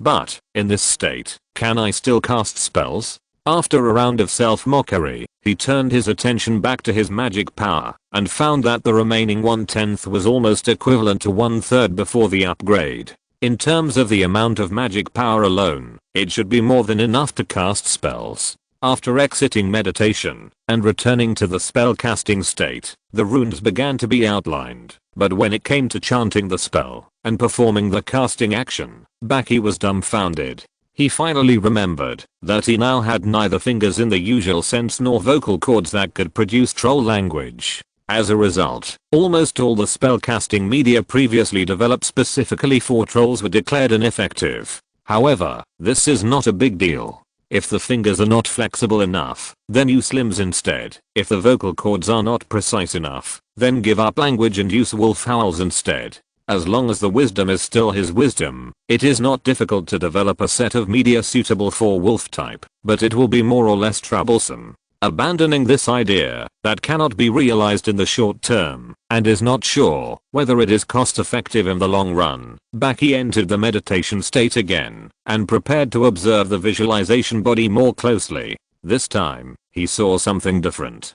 Before he transformed, the wolf-like form of the original visualized body was actually based on the dozens or hundreds of dissections during previous research. Although its skeletal structure, visceral functions, and the direction of force of a large group of muscles are similar to those of a real wind wolf, some of the more subtle things inside, such as the brain's processing of information such as vision, touch, and smell, the deep logic of the organ's self-operation, and the process of the nerve tissue transmitting subjective commands, cannot be deeply understood under the existing conditions. Therefore, the initial visualized body wolf form cannot be said to be completely empty. But if you really want to make a body according to its appearance at that time, what you get is most likely just a plant wolf with high paraplegia, and whose body operation can only be barely maintained by the intensive care unit. But now, Baki can move freely in wolf form, which is obviously not in line with its proper state. Baki did not realize this problem at first, but now through further observation of the visualized body's posture, he found something wrong through some changes in it.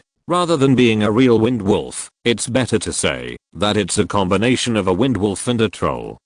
He realized his true situation now. In terms of appearance, organ function, muscle strength and other superficial aspects, he was just a giant wind wolf that was only magnified more than twice, and the other missing aspects were replaced by various factors of the troll during the previous transformation process. For example, the scenery he saw with his eyes now, whether it was the brightness of the colors, or some other things such as long and short vision, was still exactly the same as when he was a troll. The smell he smelled was no different from not long ago, and he did not get the wind wolf's obvious better smell recognition ability than the troll. If it comes to fighting, it is obvious that the troll body is more powerful, and the wolf form should be more of a supplementary ability. So now this result has to be said to be a pity, and most of the advantages that the transformation should have brought were lost out of thin air.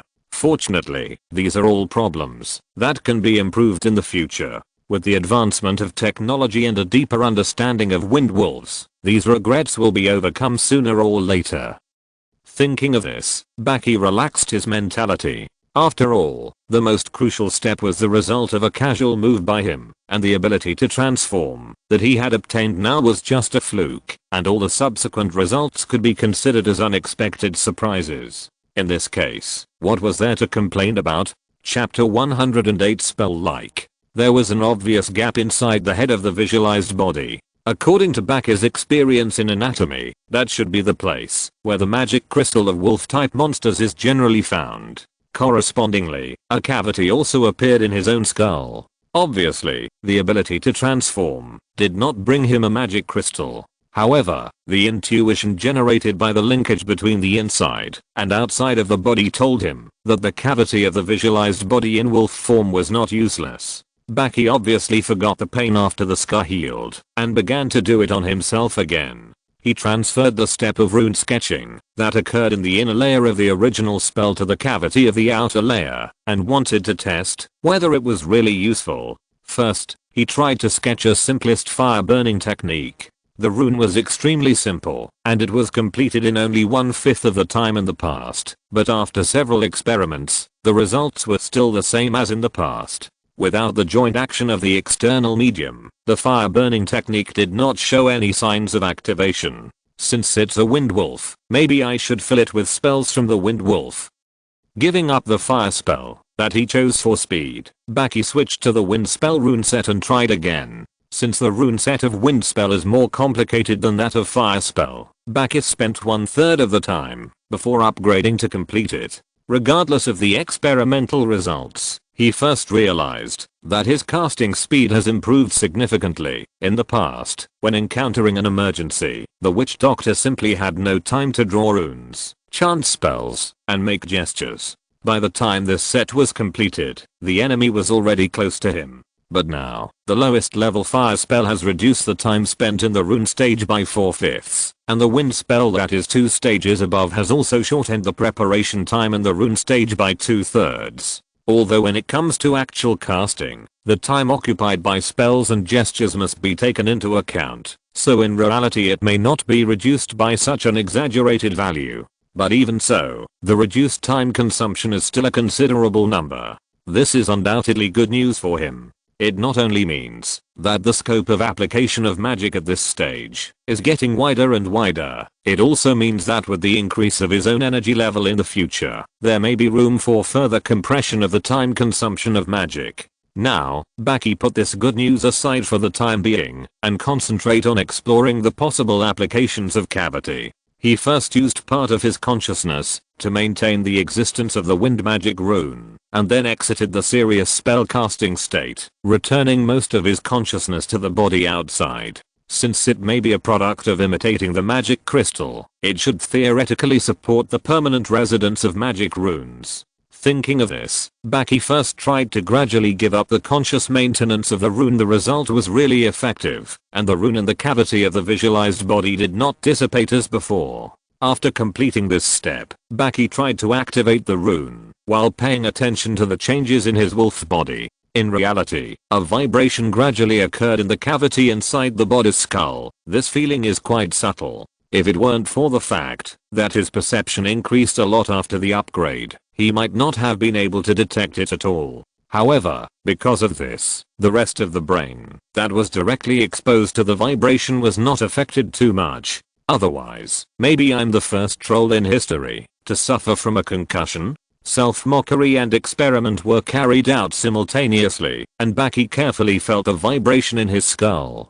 Gradually, a feeling of about to burst out arose in his body, but there was still a sense of estrangement that always hindered the activation of the spell. The original research results were put to good use again. Baki relied on his memory to imitate the state of the wind wolf when it activated the spell-like ability. A short wolf howl came out of his mouth, which was connected to the vibration in his head. Something similar to vibration waves of both sides was linked, and then they influenced each other and continued to amplify, gradually acting on the whole body. Sensing that the magic seemed to be activated, Baki personally took a step, and then with a whoosh he really rushed out. Although the process was very different, the feeling brought by this activation was almost exactly the same as when he used the wind walk with the body of a troll, and the effect was even better than that.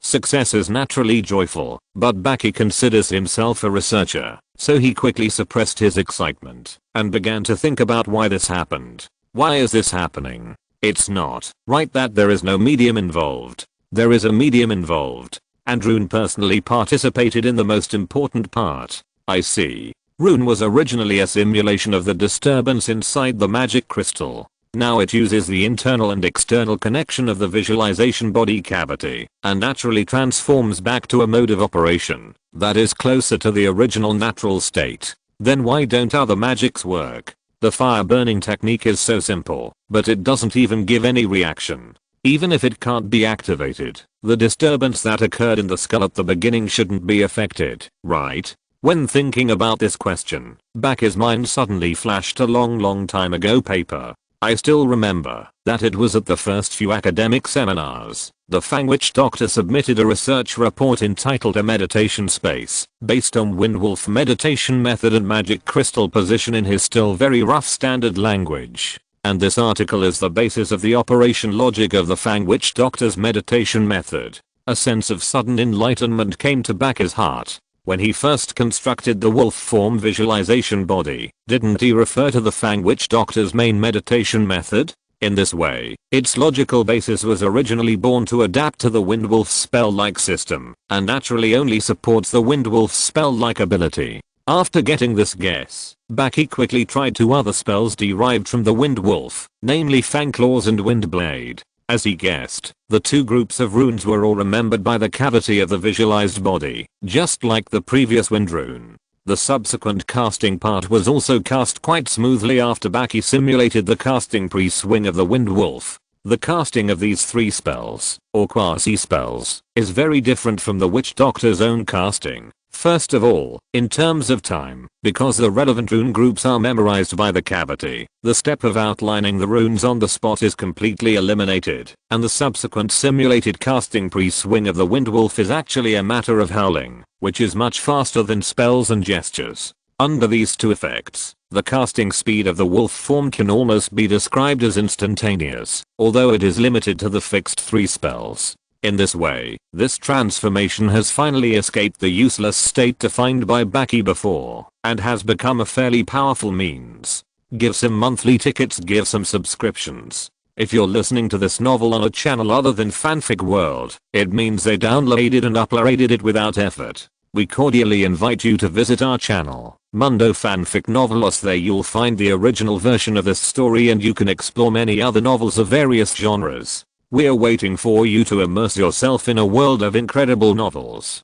Chapter 109. While Baki was still struggling with the spell casting in wolf form, he heard a noise from downstairs soon after. Mia's voice came from below. "Are you there?" "I'm back." Baki was about to reply, but immediately realized that he couldn't speak at this time, so he had no choice but to keep silent. Mia didn't think much about it when she saw that there was no response for a long time. She just thought that her husband, who had been staying at home all these days, finally came out today, or maybe he entered a deep meditation state with basically no response to the outside world. But she still swung on the vines, crossed the small bridge, and climbed all the way to the top of the treehouse, wanting to see if her husband was there. The door of the meditation room was gently pushed open, and a curious head drilled in from the gap. Baki subconsciously pretended to be an ostrich when he saw this. What appeared in front of Mia was a handsome giant wolf with a body length of about 2.5 meters. The shoulder height could not be seen due to the posture, but it was estimated to be more than 1.6 meters, and covered with purple fur. The wolf was lying in front of the window, the sun evenly falling on it, emitting a mysterious and charming halo. The wolf seemed a little shy. He raised his paws to cover his face, only showing a little gap between his paws. There was an eye, carefully observing her from the gap. "So beautiful. I want to get close to you." This was Mia's first reaction, but she reacted the next moment and exclaimed, "Oh my god. Netus? What's wrong with you?" She recognized her husband without a doubt, then ran over and squatted, pulled away the giant wolf's hand, looked into his eyes, and asked with full of worry, while groping up and down. But Baki heard a little subtle joy and expectation from her tone besides the deep worry. It was like this. Baki had to explain something, so at this point, he knew that he couldn't not change back. After feeling his own strength and finding that most of it had been restored, Baki hardened his heart and gritted his teeth to start transforming. A big transformation of a living person. Under Mia's surprised and sparkling eyes, the claws gradually retracted, and the limbs and torso changed their shapes synchronously. The skull gradually returned to its original appearance, the pointed snout was retracted, and the troll-style or Baki-style fangs grew again. Then, the purple long hair on the body began to fade, and I don't know if it turned back to the skin state or something else. In short, Baki changed from wolf form to troll form. The pain I imagined did not appear. Although the muscles, bones, and flesh were still a little twisted, this was already within the normal range of exercise. Even the consumption of physical strength was no longer the weak feeling, after being drained of 90% in an instant, and it was only consumed about 30%. Baki was a little surprised, and carefully recalled the previous feeling, trying to figure out why it was like this. Is it only so difficult to transform for the first time? Or does the pain only occur during the transformation from a troll to a wolf? This matter must be sorted out, but not now. He plans to wait until his body returns to its best condition before making related attempts. Otherwise, if the process of transforming into a wolf is as exhausting as before, he might have to use his vitality to fill the gap in physical strength. What's going on? Mia felt around again, and after confirming that her husband was really fine, she asked again. "It's like this, first and then, in the end, you came." There was nothing to hide. Baki told the whole story, and in return he received his wife's comfort and hug. This attempt that originated from seeking death came to an end for the time being, and the couple went downstairs and started eating this meal. Although a mature troll only needs to eat one meal a day, Baki, due to the influence of his previous life, is always used to spreading the amount of food for one meal into 5 or 6 meals, when he has enough time. The meal we are eating now, if calculated according to the time concept of this world, should be called afternoon lunch. In the living room, there is a pot of raw meat, a pot of roasted meat, and a pot of boiled meat on the dining table. There are also several plates of wild vegetables and fruits around, as well as a few small dishes of jam for seasoning and other food. In addition, there are drinks, which are the tribe's own livestock milk, with a few spoons of jam added to enrich the taste.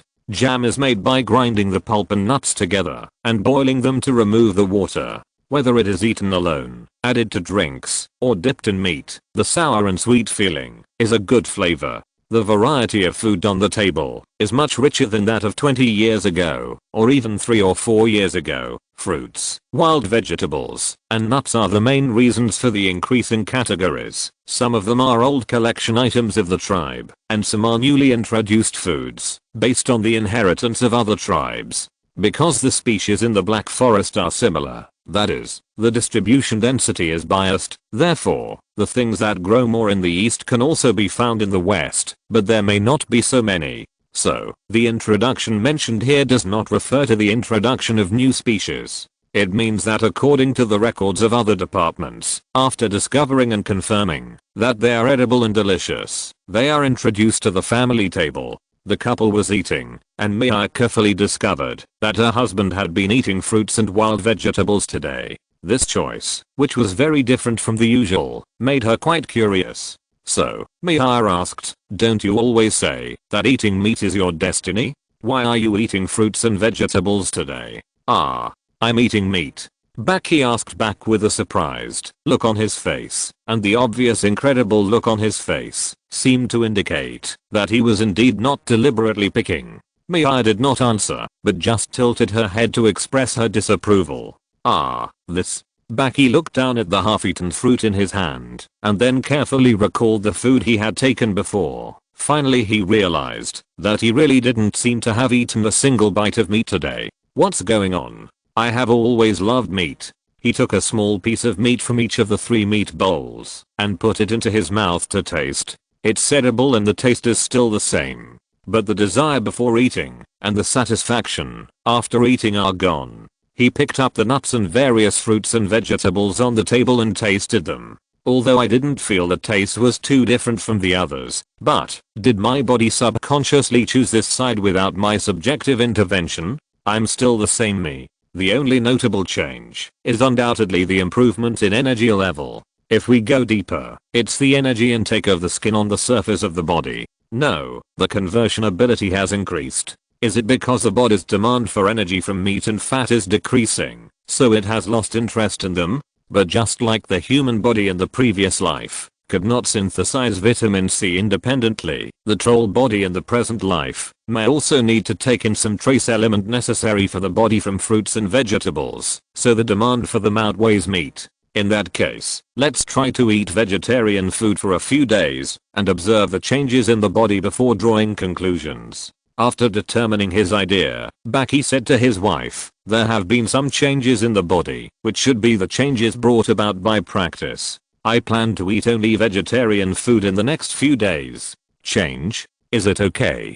Don't make any mistakes. Be careful. It's okay. It's not a big deal. My guess is, I have classes today, so my typing efficiency is a bit low. Sorry, but I also want to ask for some votes. By the way, are monthly votes useful to me now? It seems that I can put my name a little higher on the regional monthly vote list. Alas, there is no recommended book, so I can only increase the exposure rate as much as possible in this way. Chapter 110 Display. After Baki carefully explained the specific reasons, Mia nodded in relief, and then opened her mouth to ask something. What's wrong? His wife has always been straightforward, and this rare hesitation made Baki a little interested. I just want to ask, can you change back to wolf form? Is there any risk? What do you want to do? Recalling his wife's previous pleasure and expectation, Baki became somewhat alert. He knew very well that Mia's hobbies were sometimes a bit exaggerated. Of course, this was only when the object was limited to him. I just think furry creatures are cute. Can you change into them more often when you're at home? I'll try it later and see what the feedback and energy consumption are when you change into a wolf. Baki gave an ambiguous answer and then continued, if the pain is only limited to the first time, you should actually try to learn it. The information left over from the previous research is all kept in the Great Library. You can go and take a look. However, the Fanged Witch Doctor seems to be studying the bear form recently, and some other witch doctors are studying the deer form. You can think about it more and see which one you would like to learn more. Can't we learn all of them? I felt it, and it seems that it's not feasible. At least at my stage, the visualized body only has the energy to retain one extra state. It may be a limitation of mental strength. Perhaps I need to jump to another energy level to have more energy. But I'm not sure. After all, it hasn't been long since I upgraded. Perhaps, even if I maintain the current energy level, if I continue to develop for a while, I can learn something new? Oh, then I'll choose the wolf. The wolf couple. It seems quite interesting. Right.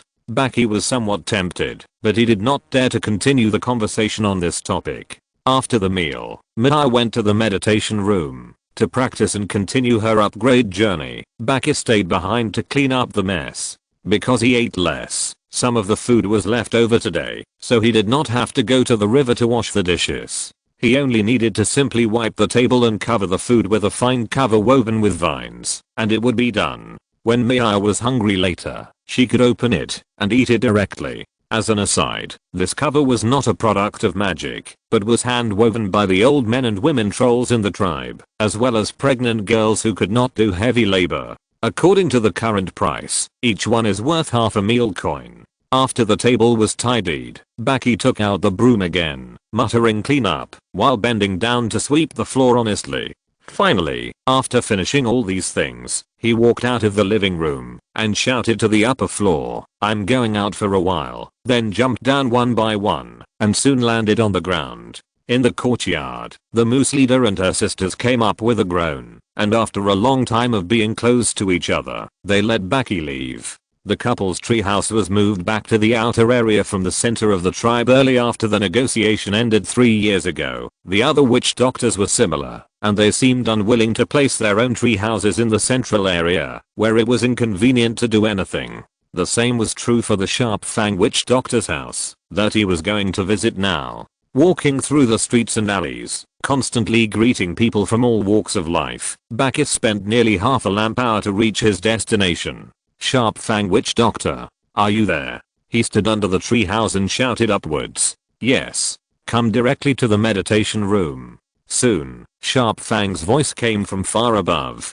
Baki got the call, grabbed the vines that were specially left below, and climbed up the tree in no time, heading for the top of the tree. The road conditions of Fang's witch doctor's house were obviously not as sophisticated as those of Baki's house. The rooms were also distributed in various parts of the tree canopy, but only quite primitive branches and vines served as connections between each other. Therefore, Baki had to swing and jump like a monkey to get through.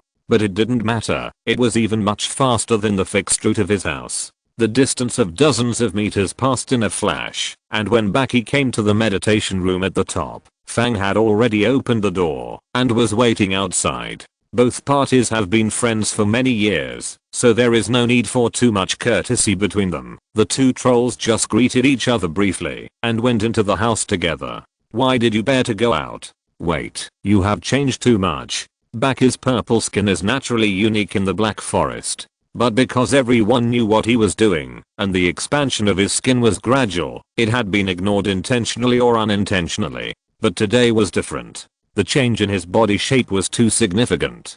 Compared with ordinary trolls, they looked like two different species. It's just the result of my practice. On the way here, Baki was already used to this kind of surprise, and explained casually, Mr. Speaker, you succeeded? Why should I be so polite at home? Yes, I succeeded. Ha ha ha. You are worthy of being a genius. That's great. The Sharp Fang witch doctor danced with excitement for a long time, before he calmed down and asked with expectation in his eyes, how does it feel? What changes have taken place? Tell me quickly. Tell me quickly. Haha, I tell you here, and then I have to mention it again at the report meeting tomorrow? Or wait, you will know tomorrow. TSK. Are you here just to make me jealous? How could that be? Remember the possibility I mentioned when we were studying totems before? Let me think. Is it that shaper shifting witch doctor? You seem to have made up a weird word. It's some druid, right? Wait. You can't have worked. Sharp Fang asked in disbelief. His eyes widened. Just look at it. Baki stood up, thought for a moment, and took off his skirt first to avoid wasting another piece of it. Who told him that he didn't have the stretchable underwear like the Hulk? In order not to fall down later, he lowered his body on all fours under the slightly puzzled eyes of the sharp-fanged witch doctor. After that, he prayed in his heart, "It doesn't hurt. It definitely won't hurt this time," and began to control the troll visualization body to transform. The whole process of transformation was still the same rhythm as before in the house, but perhaps because the limbs had experienced it once, some kind of memory was formed. Therefore, this time there was neither unbearable pain nor blood flowing. Even the loss of physical strength was greatly reduced. By the end, only about 30% of the total physical strength was consumed. The fingernails scattered on the ground alone were all the muscle losses this time.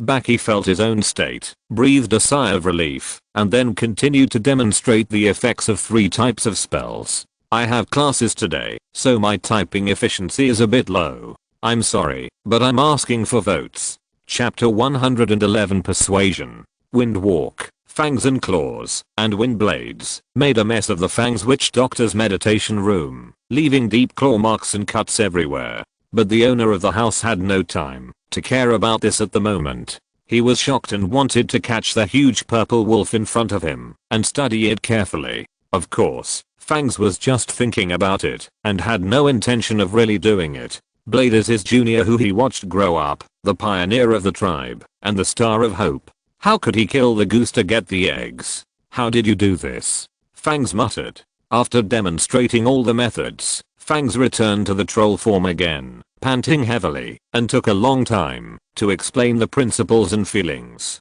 In short, as long as you get through the first transformation, the subsequent burdens will be acceptable. Just now, I transformed back and forth continuously, plus cast spells, which only consumed 70% of my physical strength. Or, plus mental consumption, that's 70% of my magic power. If the wolf form lasts longer, the physical strength will increase, plus the 3 types of spell abilities. I think it's still a very promising path. The sharp fang witch doctor closed his eyes and sat quietly for a moment, barely suppressing the excitement in his heart, then responded, "According to what you said, it is true. But the premise is that the energy level is improved, right?" "It is. Alas, other witch doctors may not have reached that time yet, but Coarse Teeth and I have already felt the bottleneck."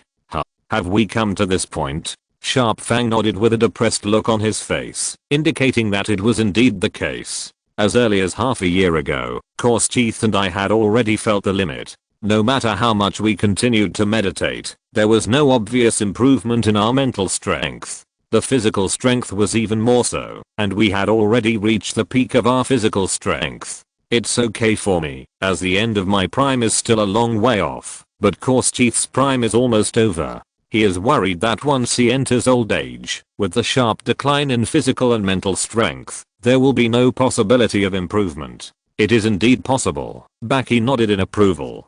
Coarse Teeth's speculation was in line with his estimation of the path of witch doctors. Yes, so we also began to explore the path of energy level improvement you mentioned, but unfortunately we have no ideas and no results. Sharp Teeth sighed regretfully. In this regard, Baki expressed his understanding that his success was largely due to accidental factors. In addition, the knowledge from his previous life also provided considerable help. "Why don't you try my method?" Baki asked in confusion. Although his current path has not been truly announced due to its uncertainty, before he succeeds, the sharp-fanged witch doctor and the thick-fanged witch doctor have come into contact with the first-hand paper he submitted that year, so they can definitely try it out in comparison. In this era, there is no concept of patent law or intellectual property protection. The witch doctors use the meditation methods and magic results of their colleagues without any moral burden or legal risk. and Baki himself has no idea of establishing relevant rules now. It is only right to establish relevant laws when society is truly developed to the point of internal competition and witch doctors begin to cherish their own things. His sight returned to the fanged witch doctor, who smiled sheepishly, scratching his bald head and said awkwardly, "We just want to explore something new." Fanged witch doctor, it would be fine if I didn't succeed, but now that I have paved the way, I still want to urge you to hurry up and follow up.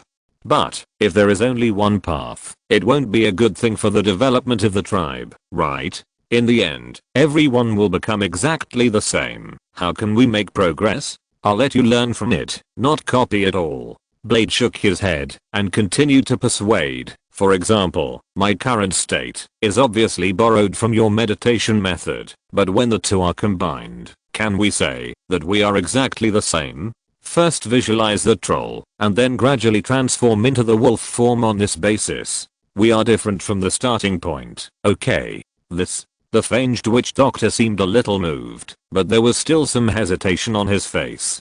Seeing this, Baki continued, the biggest problem for the two witch doctors is that they can't connect the physical body and the visualized body more closely, right?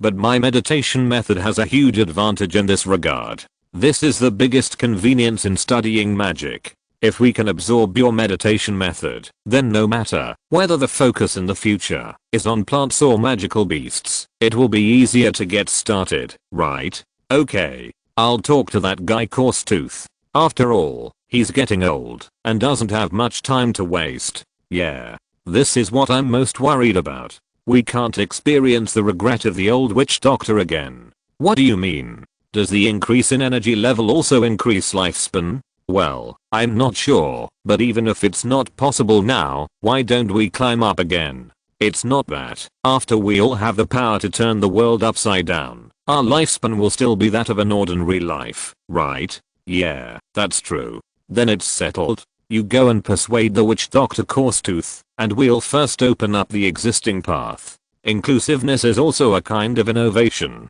Okay, leave it to me. After deciding the future path of the two witch doctors, Baki and Fang talked about the ideas of combining the meditation methods of both parties, and said goodbye, after giving a few suggestions. On the way home, Baki looked at the hunched ordinary trolls he met along the way, and another worry arose in his heart. The gap between witch doctors and ordinary trolls may become larger and larger, and this is not only reflected in the strength that was originally worried about. Now even the appearance and body shape are beginning to diverge. I feel that if this continues, there will be problems sooner or later. But it is impossible to actively slow down the progress of witch doctors because of this problem that I don't know whether it will appear. If I really do this, what is the difference between it and throwing the baby out with the bathwater? Baki thought about it, but couldn't find a suitable way to bridge the gap that has begun to appear. Alas, from the moment I made changes to conform to my own aesthetics, it was actually unstoppable.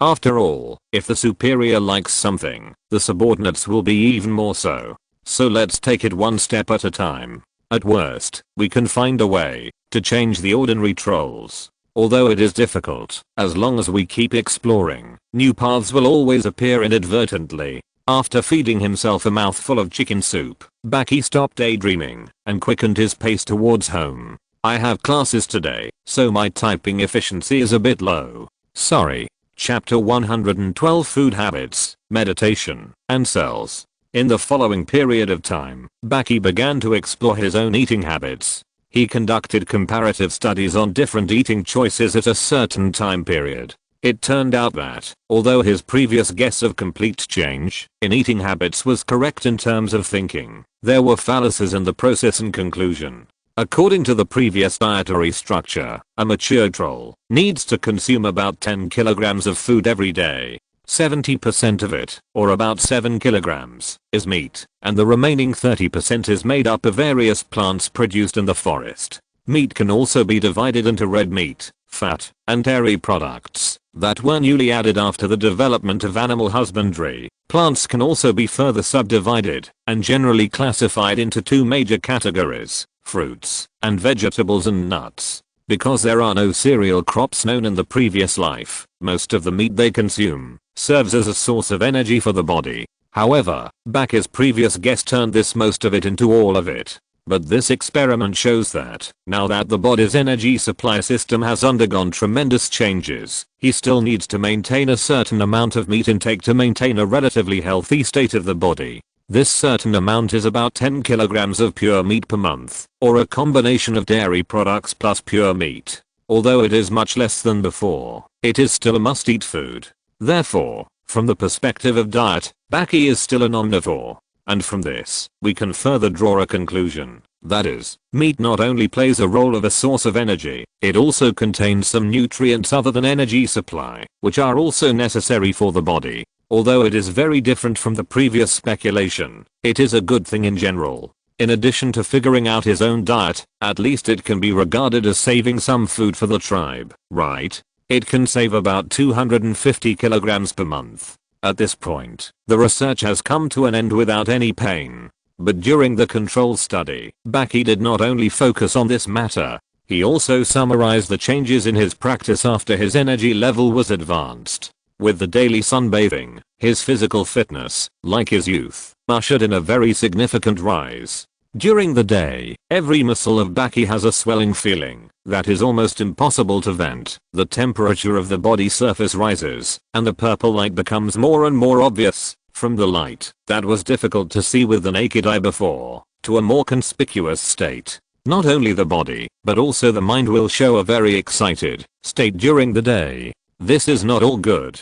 The reactions caused by irritability, aggressiveness, distraction, strong desire, etc. have even reached the point where he cannot concentrate on his work. Because of this, the other trolls have been avoiding Baki recently, fearing that they will accidentally annoy him. The only one who thinks this is good is Maya. After all, some kind of activity between husband and wife can fully satisfy all of his above characteristics. Only at night will Baki usher in a relatively stable moment. The temperature of the body surface drops, the light converges again, and the mentality, spirit and other aspects will return to a normal level. But every time he woke up at night, or did a deep meditation, his body would show changes such as a little more strength, a little more endurance, a few points higher reaction speed, etc. At the same time, his mental strength was also improving little by little. But the improvement of mental strength was not due to meditation training, but was synchronized with the changes in the body. Therefore, in addition to the distress caused by Baki during the day, he also had a little more expectation. But as time passed, until the third month after the end of the food research, Baki gradually found something wrong. In addition to the daily increase in mental strength, meditation could no longer bring him the effect of cultivation. At first, he subconsciously thought that this was another bottleneck. But after several attempts, he found that it was not the case, but the existing meditation intensity could not keep up with his own progress. So, the idea of expanding the meditation method again appeared in his mind. There are several expansion ideas. First, learn new visualization forms, such as the wolf type, advanced elite wind wolf, or bear type and deer type, and add them to the existing system. This idea is expected to promote the effect of meditation by increasing the burden horizontally. Second, expand the complexity of the troll visualization itself, and increase its complexity exponentially by deepening it vertically, thereby driving the meditation effect. As the foundation of Baki's life, the troll body meditation method has not been updated for a long time. Its meditation content and visualization body still remain at the superficial level of body internal organs fuzzy cell concept. At the beginning, this was a compromise due to the limitations of observation means and mental power, but now his mental power has been greatly enhanced, and there are corresponding means to skip in observation power. Therefore, this meditation method has reached the time to go further. Thirdly, the process of energy level transition of the body outside the body surface can also be actively included in the meditation range, thereby increasing the difficulty of meditation. The benefits of this path are obvious. It can not only play a role in training mental strength, but also accelerate the further mutation of the body. But the disadvantage, or what makes Baki worried, is that the excess of energy in the body has become a burden to some extent, causing troubles in his life and work. If it is further accelerated, Baki is worried that he will become a beast who is always in excitement. so before finding a suitable solution, he does not intend to continue to delve into this aspect. Therefore, among the 3 useful options, 1 and 2 have become preliminary options. And these 2 paths actually have their own advantages and disadvantages. The advantage of horizontal development is the increase of means, and the advantage of vertical deepening is the understanding of oneself in the process. In comparison, since there is no urgent need to increase the means of dealing with the enemy at this time, Baki chose to expand the path of troll body meditation. Blood circulation, cell structure, muscle composition, neurons, and the deeper working principles of internal organs. The first 3 of them should have been studied, but the last 2 may be more difficult. But we can only truly understand the details after we actually carry them out. This is a big project, and we can't just study it alone.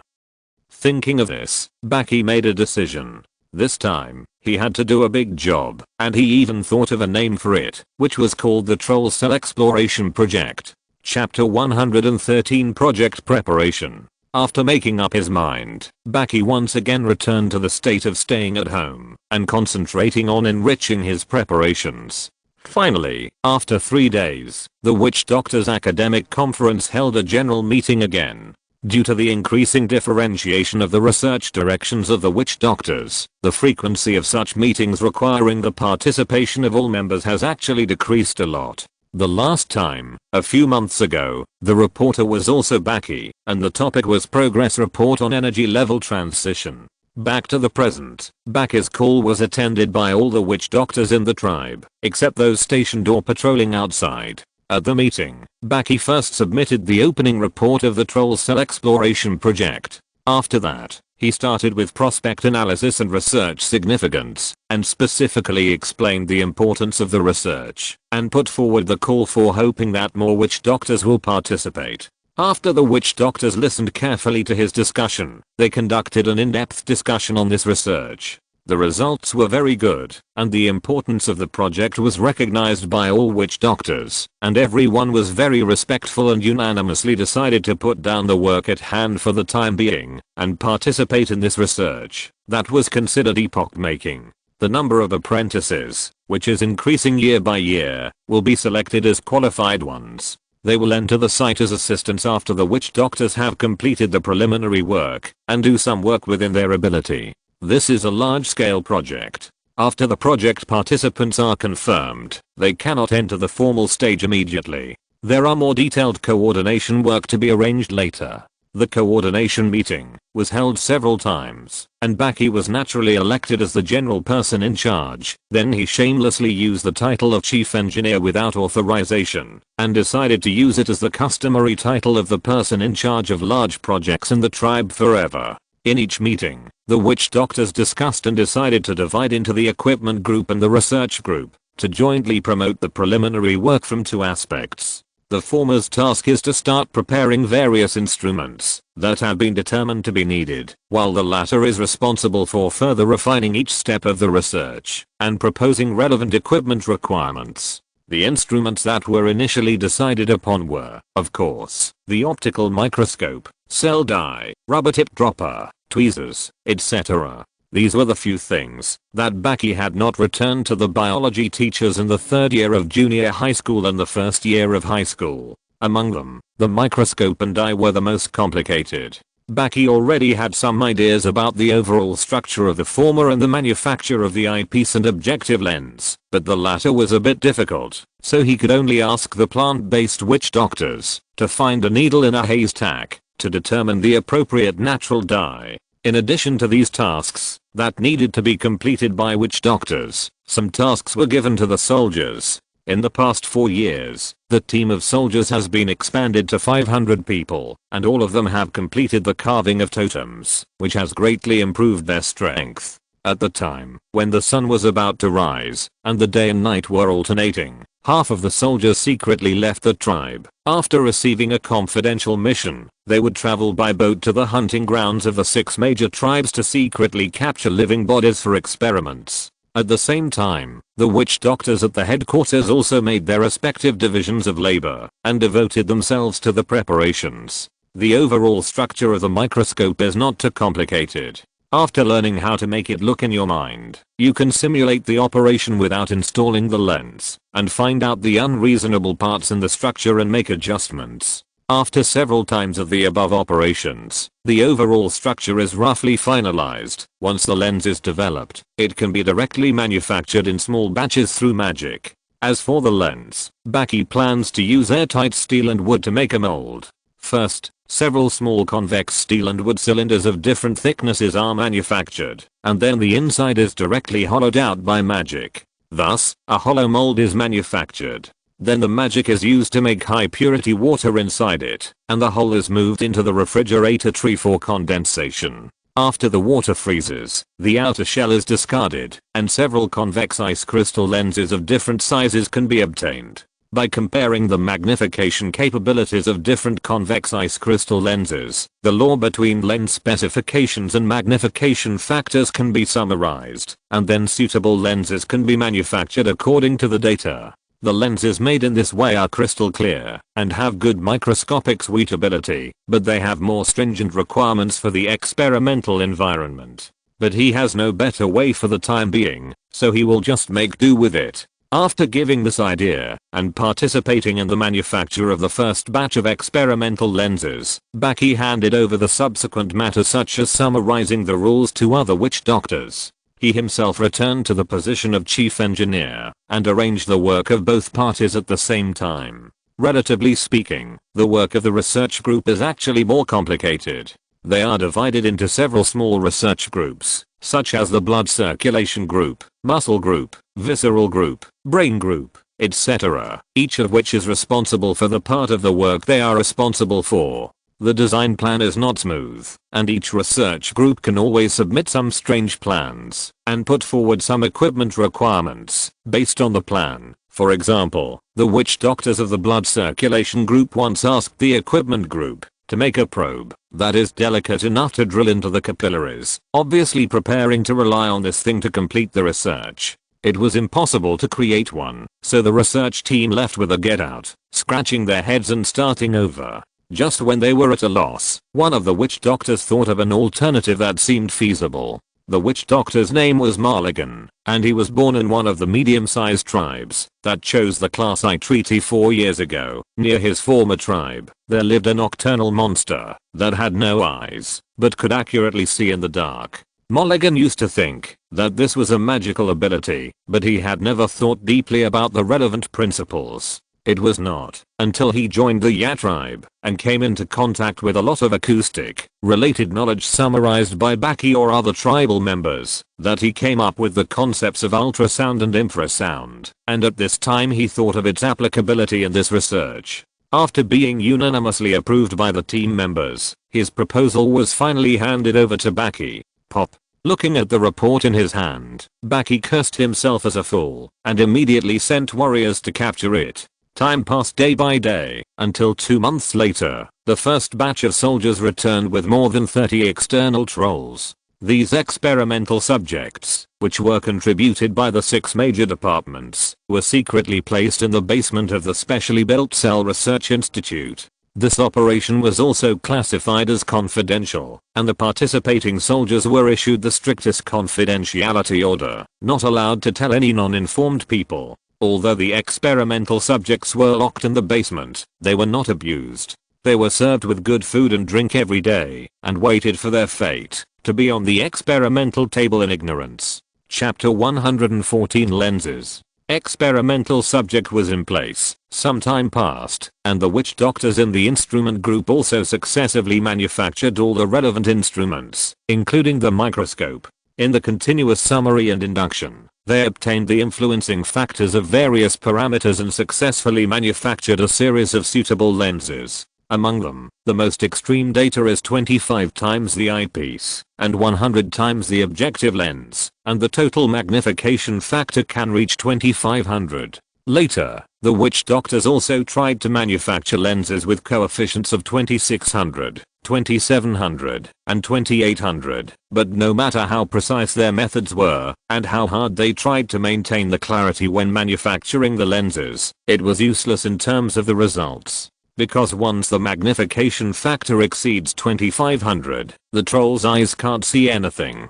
They concluded that this is the limit of the ice crystal microscope. After getting this conclusion, Baki also trusted the judgment made by the witch doctors. After all, whether you can see is a very objective thing. However, out of curiosity, he finally went to verify it in person. But after personally verifying it, the results he got surprised him. In order to ensure the experimental temperature, the microscope room was placed in a newly built strange refrigerator tree with a trunk diameter of 20 meters, but a height of only 10 meters. The light source inside is provided by sunlight during the day and by huge torches at night. These external light sources first pass through the holes reserved at the top of the tree and then pass through a huge transparent ice wall to shine into the trunk. After that, they are repeatedly refracted and magnified by the reflectors at different positions in the room, illuminating the entire room. There are fine scale lines carved on the sides of the placement points of many reflectors.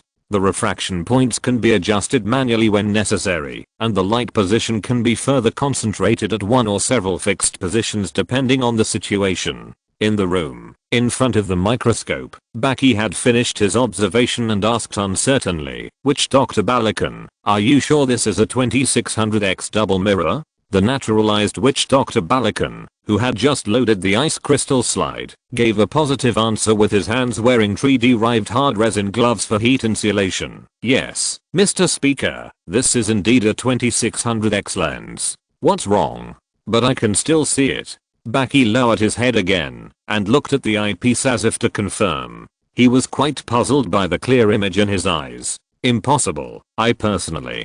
Barakan hurriedly stopped and continued to explain, "I'm sorry, I didn't mean to offend you." These naturalized witch doctors generally felt a little uncomfortable in front of Baki and always seemed more cautious than the native witch doctors. Normally, Baki would give some advice, but at this moment, his attention was not on this at all. He stepped aside and said, "Come and see for yourself. It's fine." Balakan followed his instructions and carefully approached the eyepiece, but he saw nothing. The two trolls tried this many times, and then called other witch doctors to confirm it repeatedly, and then they were really sure that the lens was indeed 2600, and all witch doctors, except Baki, could not see anything. So, the conclusion is obvious, it is Baki's eyes that are abnormal. He couldn't figure out why this was, so he ordered Balakan to change to 2700 lenses and tried again. This time the result was normal, and Baki could not see anything. What's going on? Wait, let me think about microscopes. Optical microscopes. Visible light. Is it the spectrum wavelength and frequency? Which one of them determines the range of visible light? The reason I can see is that my eyes have a wider spectrum reception range than this. There is no answer to this question for the time being, but this is the only possibility Baki can think of. Baki also guessed the culprit of this result. It should be the energy level. However, this is not the time to explore the principle. He kept it in mind for the time being, and said to Balakan, "The problem should be with me, but it's a good thing." "Yes, it's a good thing." Balakan breathed a sigh of relief, and nodded in agreement. "So, leave me a microscope with a 2600 lens set, and then concentrate on preparing the 2500 level." "Understood. We promise to complete the task at the fastest speed, and with the best yield rate. You can do it, come on." Baki patted Balakan on the shoulder, nodded and turned away. He opened and closed the insulated door all the way, passed through the preparation room, and finally opened and closed another door before leaving the refrigerator microscope room. The process of leaving was designed to be so complicated because the ice crystal lens is really sensitive to temperature. Any obvious temperature fluctuation in the storage location will affect its transparency, thereby interfering with its light transmission ability. Therefore, the method of separating the inner and outer doors is used to maintain the temperature of the microscope room constant. It was already late at night outside the microscope room. In the darkness, the only light in the night was the torches planted everywhere in the tribe. Therefore, at night, the tribe would become extremely dim. But today is different. A huge fireball is burning at a certain distance from the top of the refrigerator tree. Around it, a circle of passages was built with fireproof wood. The trolls carried baskets full of charcoal on their backs and transported them to the passage above the firing through the viaduct that was connected to the ground diagonally downward to unload them. There, the waiting trolls would shovel the charcoal into the feeding port of the fireball one by one from a long distance to ensure that it could continue to burn. This work will basically last all night until the next morning when the rising sun takes over the task of serving as a light source. Their work will come to an end. After admiring the burning fireballs and the hard-working trolls for a while, Baki took a deep breath of the slightly dry air, which was different from the usual moist air, and finally exhaled slowly. With more witch doctors, everything is convenient. The microscope issue has come to an end, and the only thing left is the problem of mass production. With several witch doctors working together, it should be completed soon. After secretly praising Bo for the treaty he had signed 4 years ago, he walked towards the Cell Research Institute not far away again. At this time, it was about 12 o'clock in the evening, which was exactly midnight, but the witch doctors of the tribe were still busy. As for the reason, it can only be said that this is to accommodate some chief engineers who are almost unable to do any work during the day, to set new working hours. Headache from rushing to finish the manuscript. But I finally caught up. Can you give me some votes to encourage me? Chapter 115 Evolution Trends and Ultrasonic Detection. The witch doctors and the project team are constantly improving the details of the experiment, trying to find out most of the problems that may be encountered before the formal research begins, and then find targeted solutions in advance. Although many problems may not be encountered in advance if they are not operated, but it is hard to say that they are doing useless work because there are more obvious obstacles that are found one by the witch doctors and then overcome by all means. At the same time, the witch doctors and the equipment group are not idle. Various instruments are designed and finalized, mass-produced, and various cell dyes are also transformed. When the soldiers who went to hunt monsters returned with spoils, the research work on detection spells was also carried out in time. Originally, Baki was still a little worried because he was not sure whether the tribe could really get the ability they wanted from the monsters. That Mulligan witch doctor said,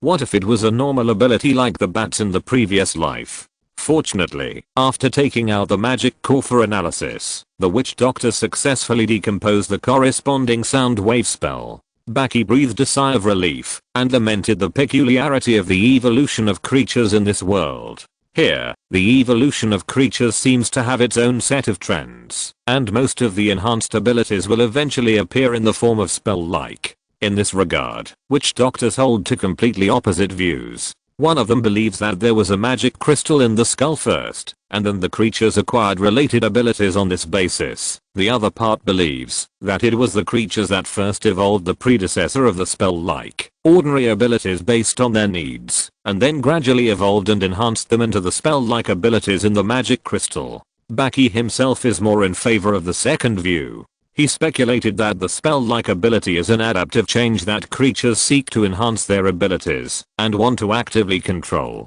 For example, the brute force type of spell may have been just a hormonal response produced by the organism when responding to danger, just like adrenaline for humans in the previous life. Later, due to the particularity of this world and the instinctive pursuit of that state by the creatures, specific areas in the brain gradually changed. In the early stage, this change may be to make the brute force instinct easier to be stimulated, and then evolve into can be actively stimulated, and later it may also experience effect enhancement and other processes, and slowly evolve into a spell-like ability. Of course, this is just a guess, and it is not enough to form a conclusion before it is strictly verified. But no matter what the result is, the magic crystal spells of Warcraft are like a gift from heaven for witch doctors. Because this greatly reduces the initial threshold for witch doctors in the study of spells. There are always various spell-like abilities and various magic crystals. These spell-like abilities can be further refined and converted into a variety of rune groups, and various rune groups can also be decomposed into various runes that play different roles.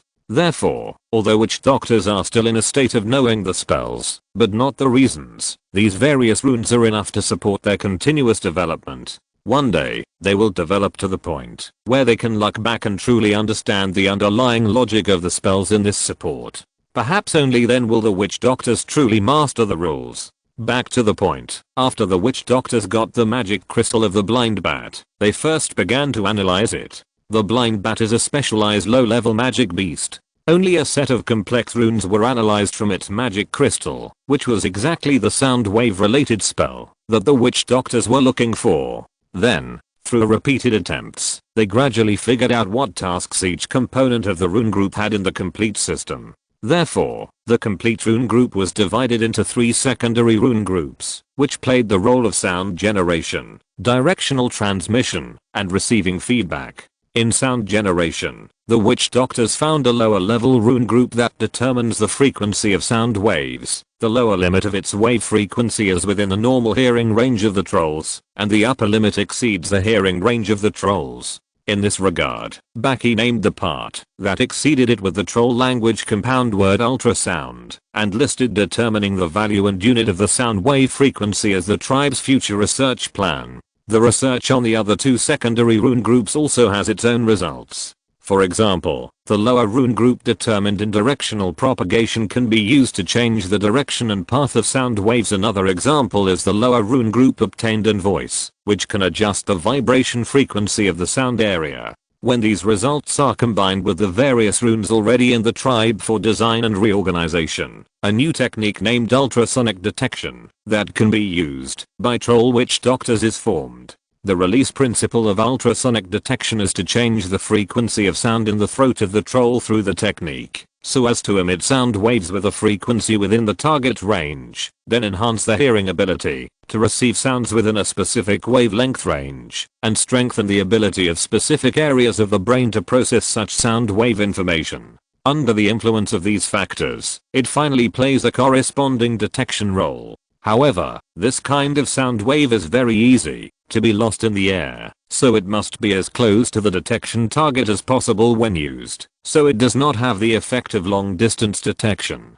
But when used in the field of medical research, it is just right. However, in this way, the inspection posture became strange to Baki, and the practitioner had to put his face as close to the inspected part as possible to reduce the error rate. But the witch doctors were already quite satisfied with this, and did not think that close inspection was a big problem. Baki not only did not sneer at their ideas, but in comparison, he found that his thoughts were inappropriate. Why am I still being pretentious when it's like this? Do you have any awareness of being a scientific researcher? Baki, who considered himself a scientific researcher, therefore deeply reflected on his previous pretentious thoughts, and put aside the idea of swearing not to use this technique, and looked forward to the role it could play in research with other witch doctors. Preparation work with the sound wave technique, microscope and other detection methods in place. The experimental subjects and experimental sites have been successively reached, and the mass production of small tools and equipment such as ice crystal slides, resin gloves, and tweezers has been completed. The distance to perfection has been getting closer and closer. Next, after the experimental design is ready, the research work can be officially launched. I'm very sorry, I had several small classes today, so I came back very late. If you're listening to this novel on a channel other than Fanfic World, it means they downloaded and uploaded it without effort. We cordially invite you to visit our channel, Mundo Fanfic Novelos. There you'll find the original version of this story and you can explore many other novels of various genres.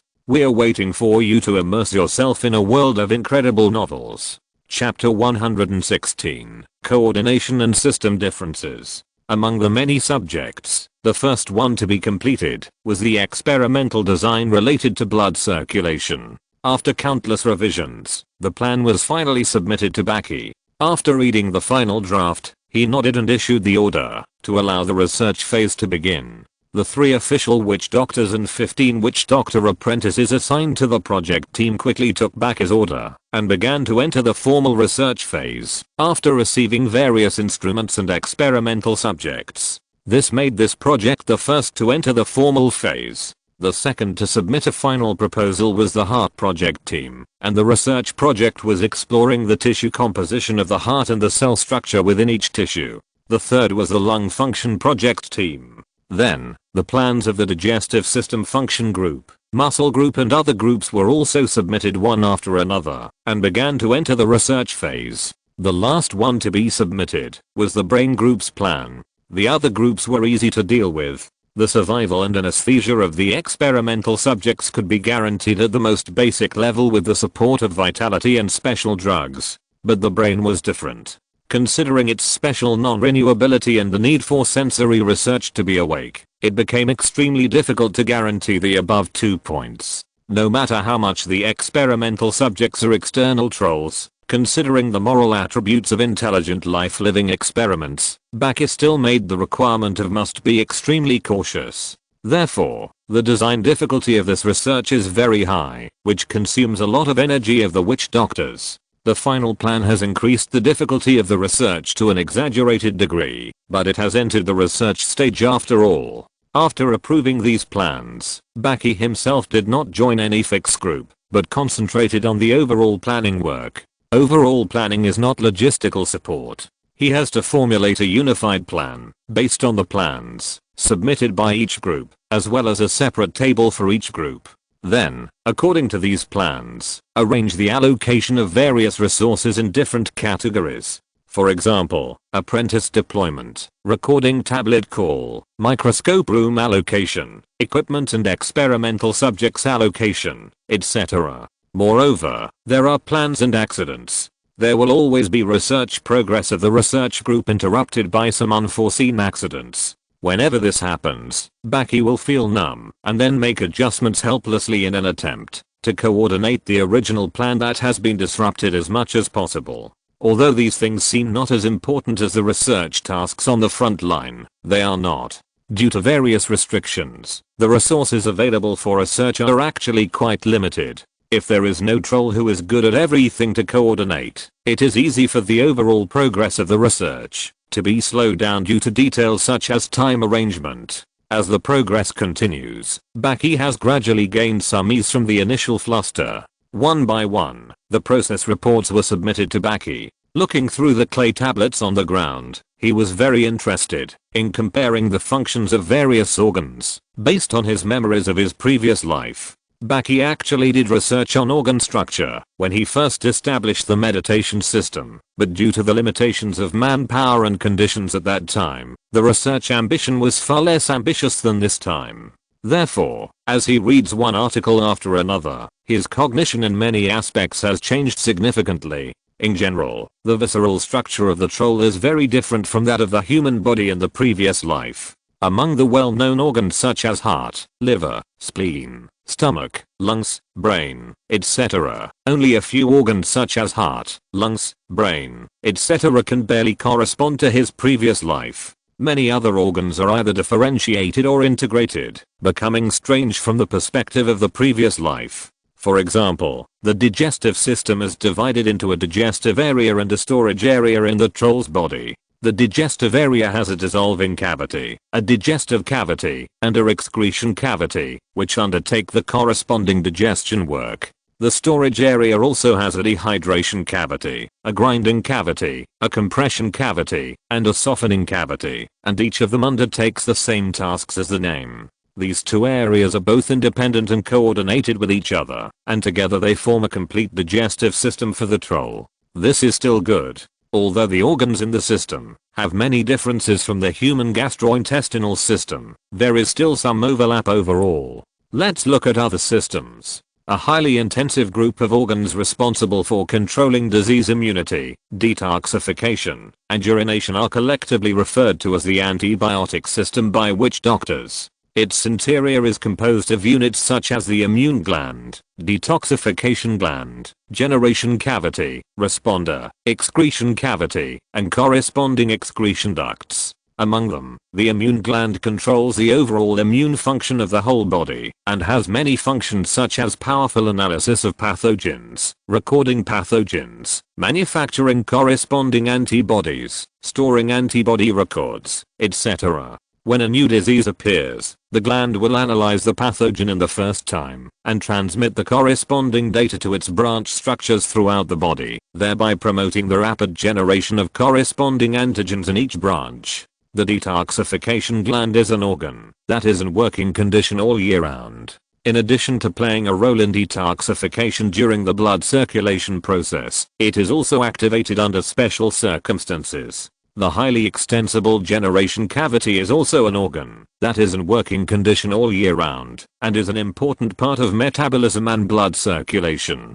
There are a large number of villous columnar tissues on the inner wall of the cavity. While these tissues take away some waste materials in the blood, they also have a strong toxin recognition function. This recognition is not only for poison in the usual sense, such as plant poisons and animal poisons, but also refers to the invasion of other foreign substances such as harmful microorganisms. Once the blood flowing through is considered to have problems, it will activate the special mechanism of the detoxification gland through the responder. When the toxin is not serious, only effective locally, and the glands in each part have the ability to solve it by themselves, the gland that is activated in a special state will only play a role in sample screening, so as to confirm whether the poisoned part has recovered. When the toxin is a new sample, the glands do not have the ability to solve it independently, or the local injury is relatively serious and the glands cannot keep up with the efficiency. The gland will start the analysis work and secrete the corresponding detoxification substances through the capillaries to reach the lesion area to solve the problem personally. When the toxin is a chronic toxin that works on the whole body, the detoxification substances will flow into the heart and spread to the whole body with the blood circulation. When the toxin is acute, the detoxification gland will actively send a request to the brain to adjust the circulation channel while secreting the detoxification substances into the corresponding organs. The brain, which receives the request, will adjust the blood flow rate in time, allowing the whole body's blood to flow through the actively expanded chamber in a short period of time, thereby performing concentrated detoxification work inside. The toxins in the blood will then be discharged through the ureter. Chapter 117 Heart, Lungs and Brain. In addition to such hugely different systems, the heart, brain, lungs, and other organs that seem to be similar in function to the human body in the previous life, are also very different in structure. For example, the heart has 8 chambers inside, 2 of which form a cardiopulmonary circulation between the heart and lungs. 4 are used to support the body's total circulation, and the other 2 are connected to the immune system to form a cardiopulmonary circulation. There are also 2 hidden lungs that seem to have degenerated under the huge double lung lobes involved in breathing. In further observation, the witch doctors found a very special tissue structure inside it, and almost overturned the name of hidden lung. The hidden lung is only 1/1000th the size of a normal lung lobe, and there are a large number of dense, dot-like protrusions on the surface. Under low-power microscope observation, the witch doctors found that these protrusions are actually traces of degeneration of channels such as blood vessels.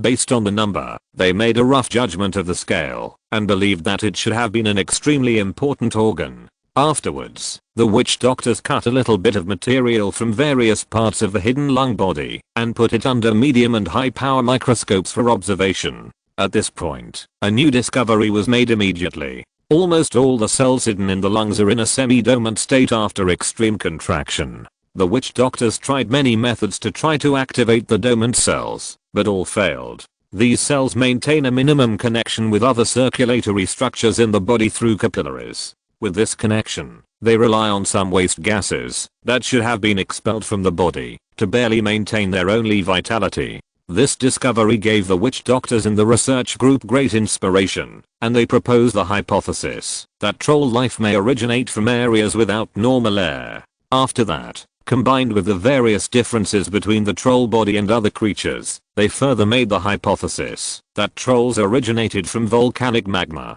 They believe that trolls should have been born as a special life in the volcanic magma lake. After a long evolution, they gradually climbed up the shore and became what they are today. This hypothesis has been recognized by most witch doctors because when they observed cells in any tissue in the body, they found a certain degree of fire resistance. Generally, cells that are closer to the outer wall of tissues, such as the skin on the body surface, the mucous membrane of the oral digestive tract, hair, etc., or the internal organs, that are likely to come into contact with external substances, such as the lung cavity, retain extremely strong fire resistance. For the rest of the cells, although the fire resistance has degenerated to varying degrees, it still retains at least traces. For example, when a troll loses a limb, the flame will cause damage to the muscles and blood in the wound, and in severe cases it will even cause necrosis, and it can only regenerate after the corresponding part is cut off. However, compared with the reaction of other organisms to flames, this kind of damage is still not severe enough, so it can also be regarded as a trace of fire resistance. These observations have become an important support for the volcanic origin theory. In addition, the fire resistance of the troll has another very strange manifestation. That is, it is only reflected in the living body. When the troll dies, it will lose this ability at a very fast speed, so it has the characteristic of being cremated. If this characteristic has appeared in the volcanic period, it will undoubtedly be a problem for the tracing work, because there may be no way to leave fossils before and after that period. Of course, the focus of this study is not archaeology, and the witch doctors are not too involved in this conjecture. It is more of a topic of conversation during breaks. Back to the point, when other groups have submitted midterm reports several times, the witch doctors of the brain group shyly handed in the first result. The content is the brain area division that they have just completed after going through untold hardships. In terms of experimental techniques, the brain group chose the plan of dissecting on dead bodies and determining on living bodies. They first made a structural distinction of the brain by dissecting corpses and preliminarily separated the forebrain, midbrain, hindbrain, medulla oblongata, and their respective derivative structures in the center. Among them, the forebrain proliferates forward and upward to form the telencephalon, the midbrain proliferates upward to form the parietal brain, the hindbrain proliferates backward and upward to form the posterior tectum. Of course, this is only the most rough division, and each part can actually be further distinguished downward, such as various small tissues that are independent in structure, but whose specific properties cannot be detected at all.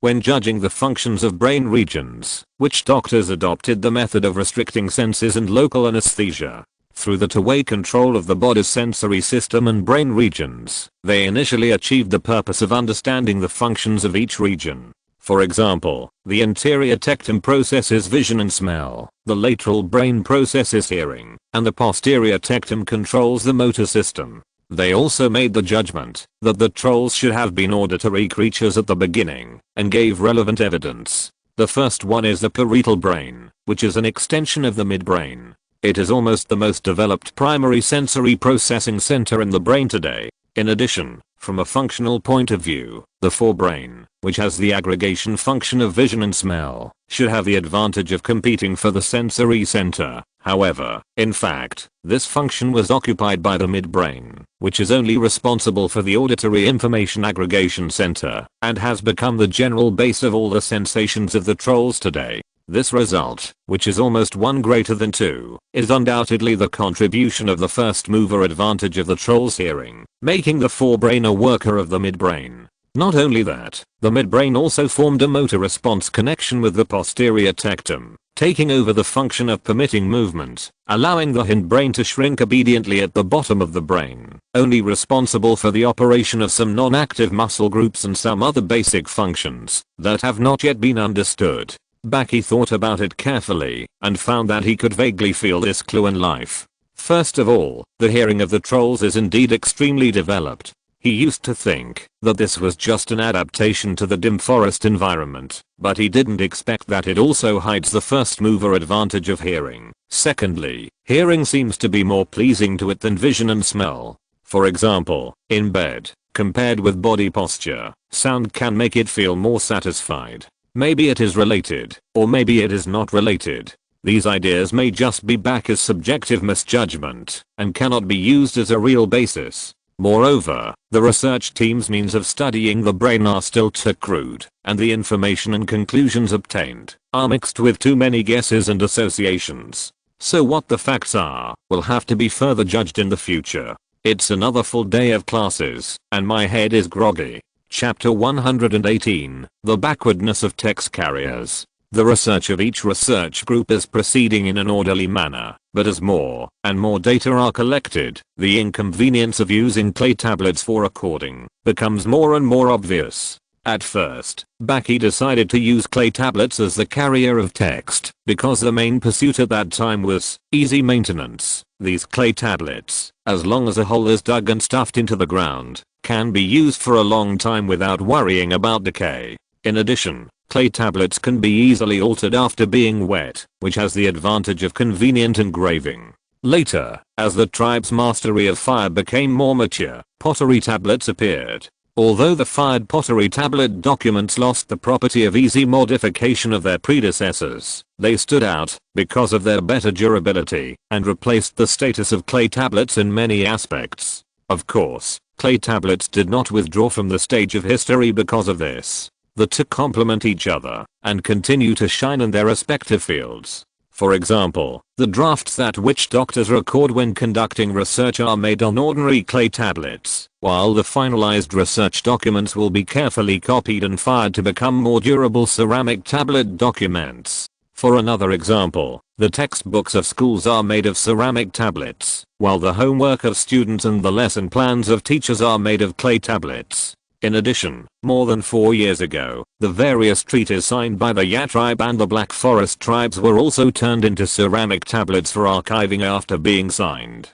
In general, no matter which of them, in the first 30 years, ceramic tablets are not that old. They have made irreplaceable contributions to the development of the Ya tribe. However, with the increasing maturity of the tribal writing system and the increasing complexity of the new troll language, plus the government archives and magic data updates every year, the disadvantages of clay tablets and ceramic tablets in terms of volume and weight have become more and more prominent. Normally, it was not so bad, as the two major demanders of text carriers, the executive government and the Rune Council, although their annual output of documents increased year by year, their demand and finished products were usually quite evenly distributed throughout the year. Therefore, although the total flow was exaggerated, the runoff in the same period was always at a relatively acceptable level. Therefore, there was not much pressure on the manufacturing and storage of clay tablets and pottery. The same was true for the reading end. Before, few trolls had the need to read a warehouse of books in a short period of time. However, all this changed this year, especially on the reading end. Baki, as the chief engineer and chief designer of this major project, felt a lot of pressure. In the 6 months before and after the start of the research, he estimated that he had read at least enough manuscripts to fill hundreds of cubic meters of warehouses. At the beginning, he could still sit in the office to read, but as the number of records increased, the transportation process of manuscripts from the research room to the office to the warehouse became more and more time consuming and laborious. So now, Baki's work has simply been transferred to the library. But even so, the inconvenience of reading still hurts him. Finally, one day, Baki made a decision. After thinking it over, the text carrier must be changed. Since the development of the tribe, the number of native witch doctors and foreign witch doctors has reached 35. In terms of number, although it is more than twice as many as before, 5 of them are stationed outside at this time, and the rest, including Baki, are invested in new projects. Therefore, strictly speaking, the tribe has no extra manpower to invest in the project of changing the text carrier. But in line with the idea of sharpening the knife does not delay the chopping of wood, Baki still transferred 2 witch doctors who had previously focused on plants from the project. In this way, the 2 witch doctors who were already immersed in the new topic scratched their foreheads in confusion and came to Baki with a puzzled look on their faces. "You two, I have a very important task to give you, so you have to temporarily withdraw from the original research group." This. But Mr. Speaker, the project has reached a critical period, and we can't do without it easily. They are a male and a female, named Fujiga and Manga, respectively. They are a rare couple who have maintained a marriage relationship in recent years, and both are original witch doctors of the Ya tribe. Compared with the fear of foreign witch doctors towards Baki, they have more respect for Baki in their hearts. Therefore, unlike the outsiders who are always submissive and almost do whatever Baki says, the couple can still fight for it in front of him. Baki is mostly relieved about this, but it is impossible for him to change his position because of their words. The so-called critical period and the so-called can't do without are actually just for listening. How can he not know what the brain group and spinal cord group are actually in? After the witch doctors of these two research groups submitted 1 and 2 reports respectively, the entire research progress was stagnant, as if it was a difficult birth. How can there be any critical period to talk about? Alas, the difficulties that the brain and spinal cord group are facing now are not because you haven't worked hard enough, but because of the helplessness of technical bottlenecks. In this situation, success cannot be achieved in a short period of time by simply piling up the number of witch doctors and investing resources. Therefore, I plan to withdraw them from the overall project this time and reorganize them into 2 research institutes that will exist for a long time. So, you don't have to worry about never coming back. After completing the project I gave you, as long as you are still interested, you can go back to continue your research at any time. Even if the entire project is over? Yes, even if the entire project is over. In terms of resources by then. Don't worry, after the rest of the project is completed, scientific research resources will be in a relatively abundant situation in the long run, and there will be some inclination at that time. Mr. Speaker, can you first hear what research you are going to have us do? The husband Tengaya rubbed his hands, bent his waist, and asked with a sly smile. Slippery. Well, actually, it's about the demand for text carriers. You may have noticed that it's a bit long-winded. So, I plan to let you take advantage of the advantages of plants and fiber to create a new carrier that is light, corrosion resistant, can absorb dyes, has a high yield, and is preferably fire resistant and waterproof. Of course, because the main pursuit is the convenience of writing and the flexibility of reading, the most important properties of the material are still lightness and dye absorption. Secondly, due to demand reasons, the output must also reach a considerable level. As for corrosion resistance and fire resistance, etc., just treat them as additional questions. It's best if they can be achieved, but it doesn't matter if they can't. The couple looked at each other tacitly, then nodded in unison, determined to take on this new project. Baki was relieved when he saw this, and asked, "Tell me about your initial ideas." "Okay, please correct me," his wife, Manga, said. "In fact, your requirements are very clear. By changing the growth direction of the fibers and making them cross each other like fabric, as long as the density is controlled, a product that is suitable in form should be obtained." The husband, Manga, seemed to think more deeply and did not speak for a long time until his wife finished speaking. Baki did not rush him, but waited patiently. Chapter 119 Library. After a long while, Fujiga nodded slightly and expressed his thoughts. The difficulty should be the texture and specifications of the fiber itself. You said that it can absorb dyes. It should be to replace the current carving method, right? Do you want to use a difference in color to leave traces of words? Yes, that's right. In this case, we have to consider the retention and conductivity of different fibers for liquids. Therefore, in terms of materials, it is required that it cannot be completely non-absorbent, and the uncontrolled diffusion of liquids between fibers must be controlled. This may rely on a variety of fibers of different specifications to restrain each other in order to obtain a carrier that meets the requirements. But it takes a certain amount of time to verify the combination. Fujiga said much more than Baki thought, but if you think about it carefully, you will find that it is true. In the past life, the ancient Chinese paper-making industry seemed to be a mix of grass pulp, wood pulp, linen and other materials. Maybe it was because of what he said. Baki, who knew nothing about paper-making, nodded in agreement, after thinking about these fragments of knowledge, expressing his support for Tauga's concept. That's right, maybe you shouldn't focus on one plant. When making fibers, you should combine trunks, barks, and different types of grass fibers to make a combination. I see, we will. Okay, then I'll leave this to you. No problem, I'll definitely get a product that will satisfy you. Okay, thank you for your hard work. Go say hello to your colleagues and the team, and then start the new project. Not long after sending the two witch doctors away, Baki's office welcomed a new guest, who was the witch doctor in charge of the brain group and spinal cord group. As soon as they came in, they complained a lot, saying that the research was already difficult, and the chairman transferred their team members, making the situation even worse and so on. Baki always listened to the complaints of the two team leaders with a serious expression. until the end, when they were embarrassed to shut up. He comforted them. "Alas, I understand your concerns. I'm also heartbroken about the slow progress of the research, but there is no other way." After expressing his empathy, he repeated the reorganization plan he had told Tauga and Manga before. Baki could understand the mentality of the two team leaders at this time. It was nothing more than that their colleagues were making continuous achievements, but they were still not making any progress, so they were afraid that the project would be cancelled. What they were worried about was not the loss of their status and face after the project was cancelled, but they sincerely felt that these two directions were the top priorities for studying the nature of the trolls and should not be abandoned.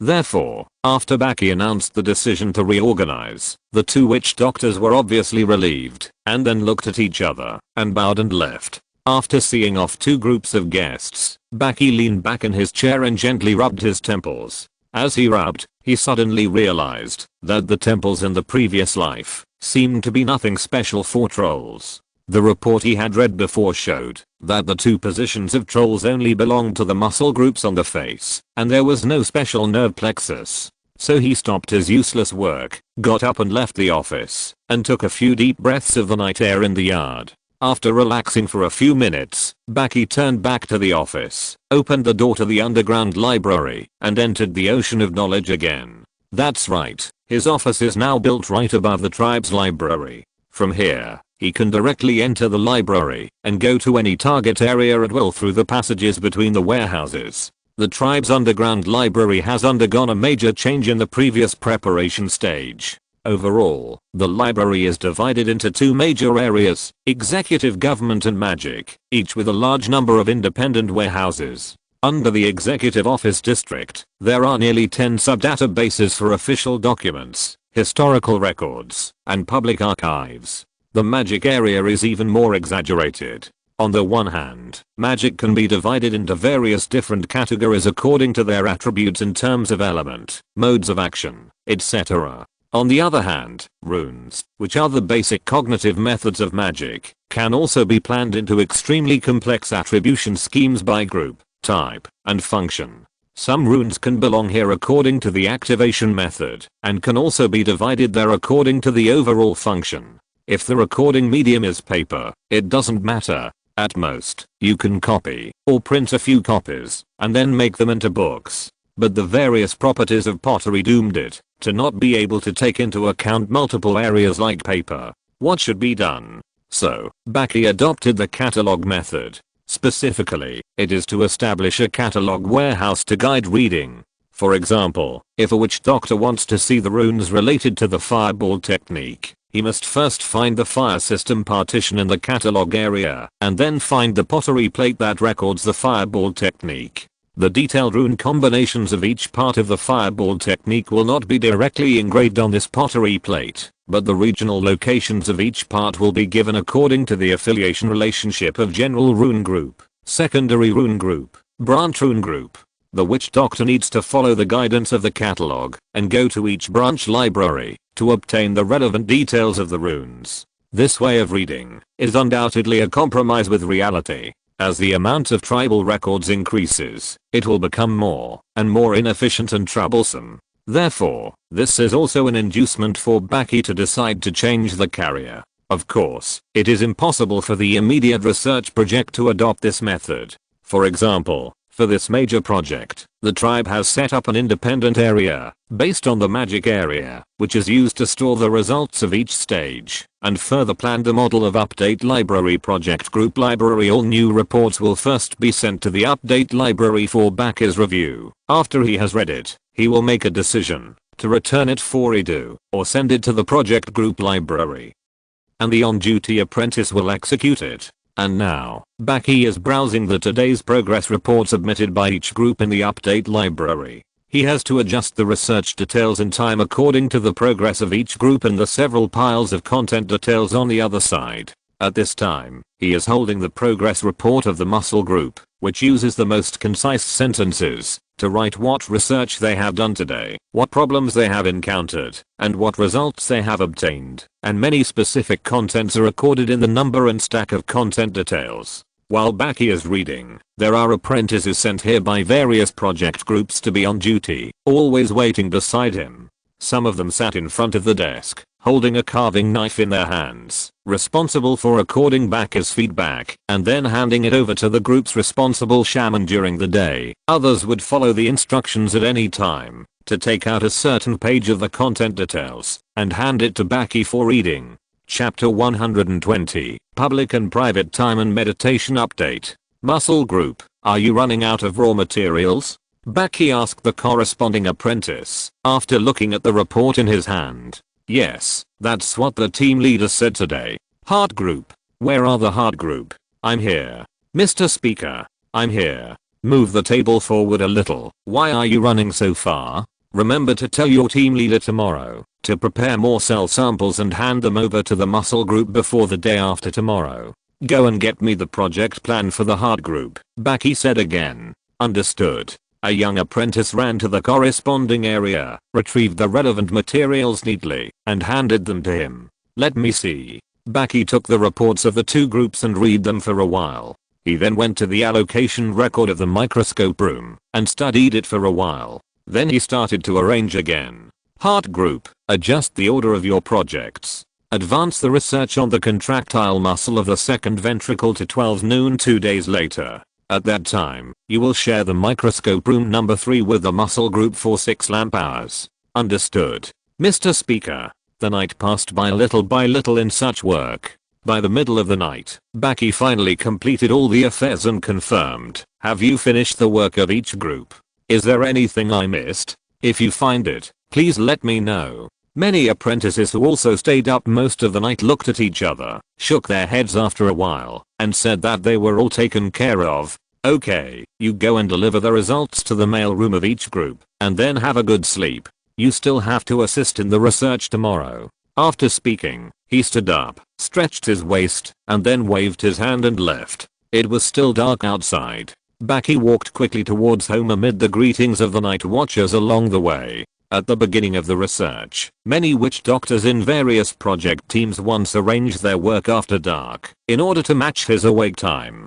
But later, Baki found that the current allocation seemed more reasonable, so he staggered it again. In this way, he can concentrate on processing the materials delivered by the witch doctors during the day every night, and give feedback before the project starts again the next day. However, in this way, work efficiency has been improved, but the price is the sacrifice of time spent with his wife. But fortunately, there are 48 light hours in total here, and the trolls only need to sleep 6 hours a day, so they can always squeeze in some time. Therefore, Baki's daily schedule is now like this. He goes to bed at 0000 and gets up at 6000. He starts to practice at 7000, doing various things in between until 1600, ensuring that he spends at least 8 hours in meditation every day, around 1700. He will go into the basement without sunlight, start listening to the affairs reports of various departments of the executive government, and deal with some tribal affairs after the sun sets at 0000, although he no longer needs to hide in the basement to keep calm. Due to the location of the library, he still has to move to another basement to continue being an underground troll and start dealing with research matters. Generally speaking, from this time until 6000, it is the overlap period of his working time with the project team. Therefore, research matters that generally require face-to-face communication with other witch doctors will be arranged during this period. The 18 lamp hours between 6000 and 2400, 0000, are the off-duty intervals for the project team witch doctors, including Mia. They will return to their respective residences, meditate for at least 6 lamp hours, and sleep for 6 lamp hours, and the remaining 10 lamp hours will be used for some private research. Baki's work will last at least until 1800 hours at night.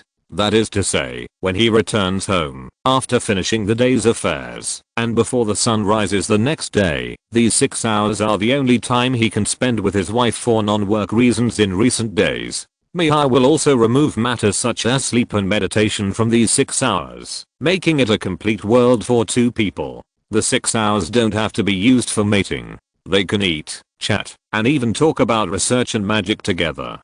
In short, no matter what they do, they will feel relaxed and happy as long as they are together. To this day, Baki can no longer tell how much of this is due to the meditation contract between the two parties. But no matter what, he thinks that the original decision was a very correct choice. After a sleepless night, after sending his wife off to work at 0-100 hours on the day, Baki went back to the bedroom, closed all the light transmitting windows tightly, and then lay on the bed and fell asleep. At 6 o'clock on the day, he woke up on time under the action of his biological clock, and began to wash his face and brush his teeth with the clean water secreted by the treehouse. There are two types of toothbrushes. The big one is like a brush, and is specially used to clean fangs. The small one is an enlarged version of the toothbrush in the previous life, which is just suitable for stuffing into the troll's mouth and tossing it up and down.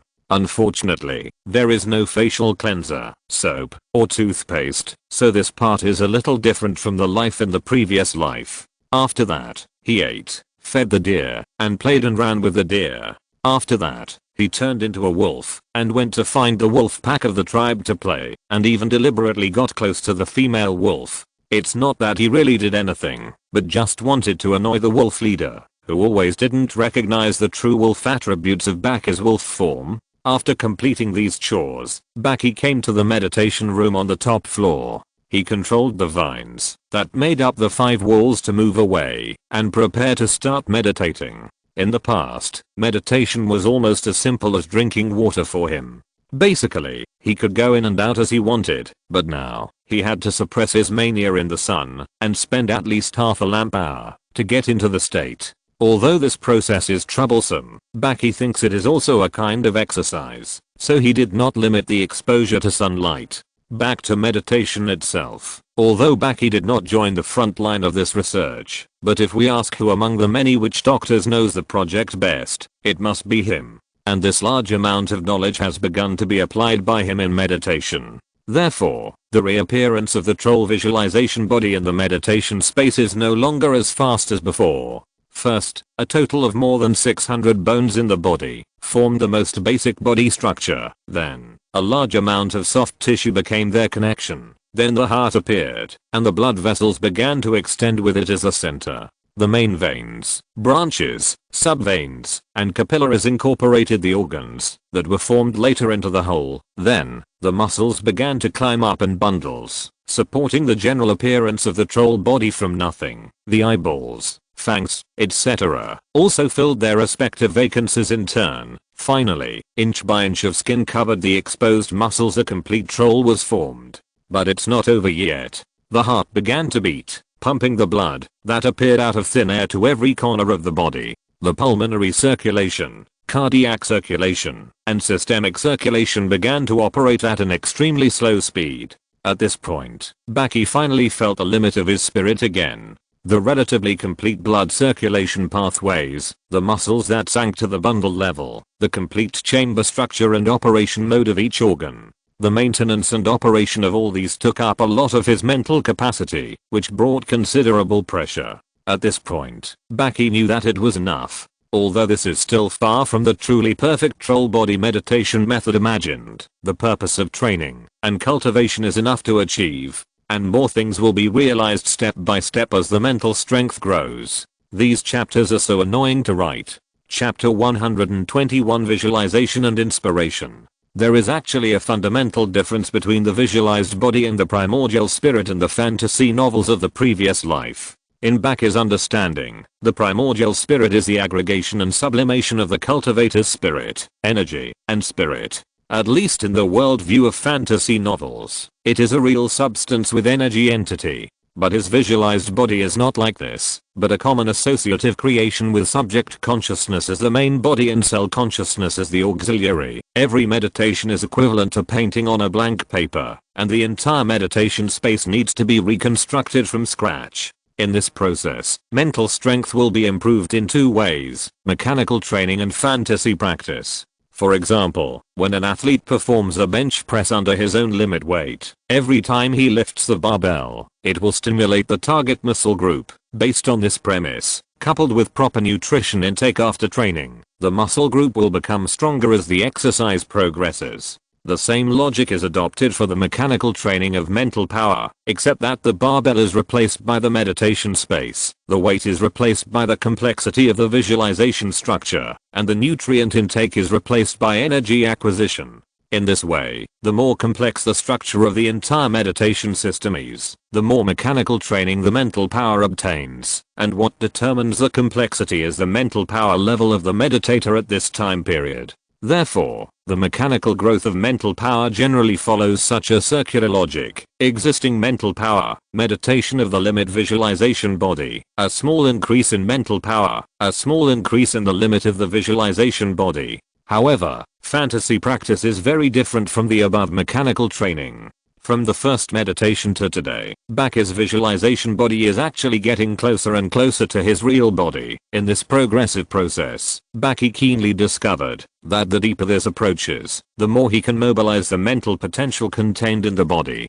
For example, if the troll's spirit is a huge floating iceberg, then his subjective consciousness is just the small tip of the iceberg that is exposed above the sea surface, and more non-main consciousness icebergs are under the sea all year round, and can hardly be called. Even if he enters a deeper state of meditation, and uses some means to awaken it partially, then Baki is facing either the situation where he almost burned his brain when studying energy conversion cells, or like practicing electronic fluctuations, he concentrates his mental computing power in a very small area and tries to awaken only the number of cells within his tolerance range. And fantasy practice solves this problem. Because when designing the underlying logical structure of meditation, Baki blurred the concept of cells and added the setting of visual body corresponding to body. Therefore, as the visual body gets closer and closer to the body, the undersea iceberg gradually emerges from the sea and is incorporated into his subjective consciousness bit by bit.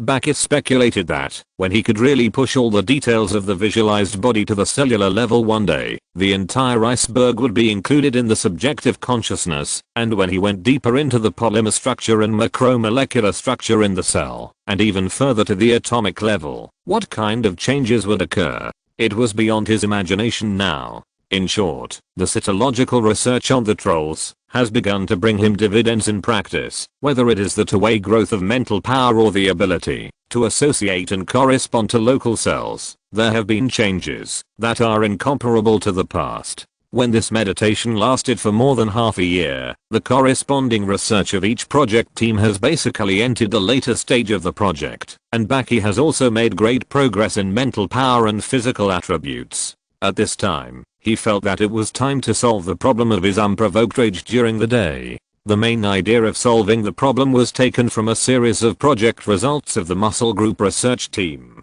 Based on the comparative study of muscle cells in various parts, they divided the muscle groups of the trolls according to several classification methods. The first classification method is the action classification method. The witch doctors divide the muscle groups into skeletal muscle, cardiac muscle and visceral muscle according to the role they play in the body. The second classification method is a control classification method, which can roughly divide the muscle groups of the whole body into two categories, active muscle and passive muscle. The third is the reaction classification method, which is also the focus of Baki. It divides them into stress muscle and long-acting muscle according to the reaction speed and endurance of the muscle bundles during movement. The former is blue and the latter is dark blue, but they are basically the same in cell structure, both of which are long fibrous cells. But relatively speaking, the organizational structure of stress muscle cells is more sophisticated. Inside its single cell, in a smaller structure than long-acting muscle, it contains richer filamentous structures, up to hundreds of independent cell nuclei, and more unknown units. In addition,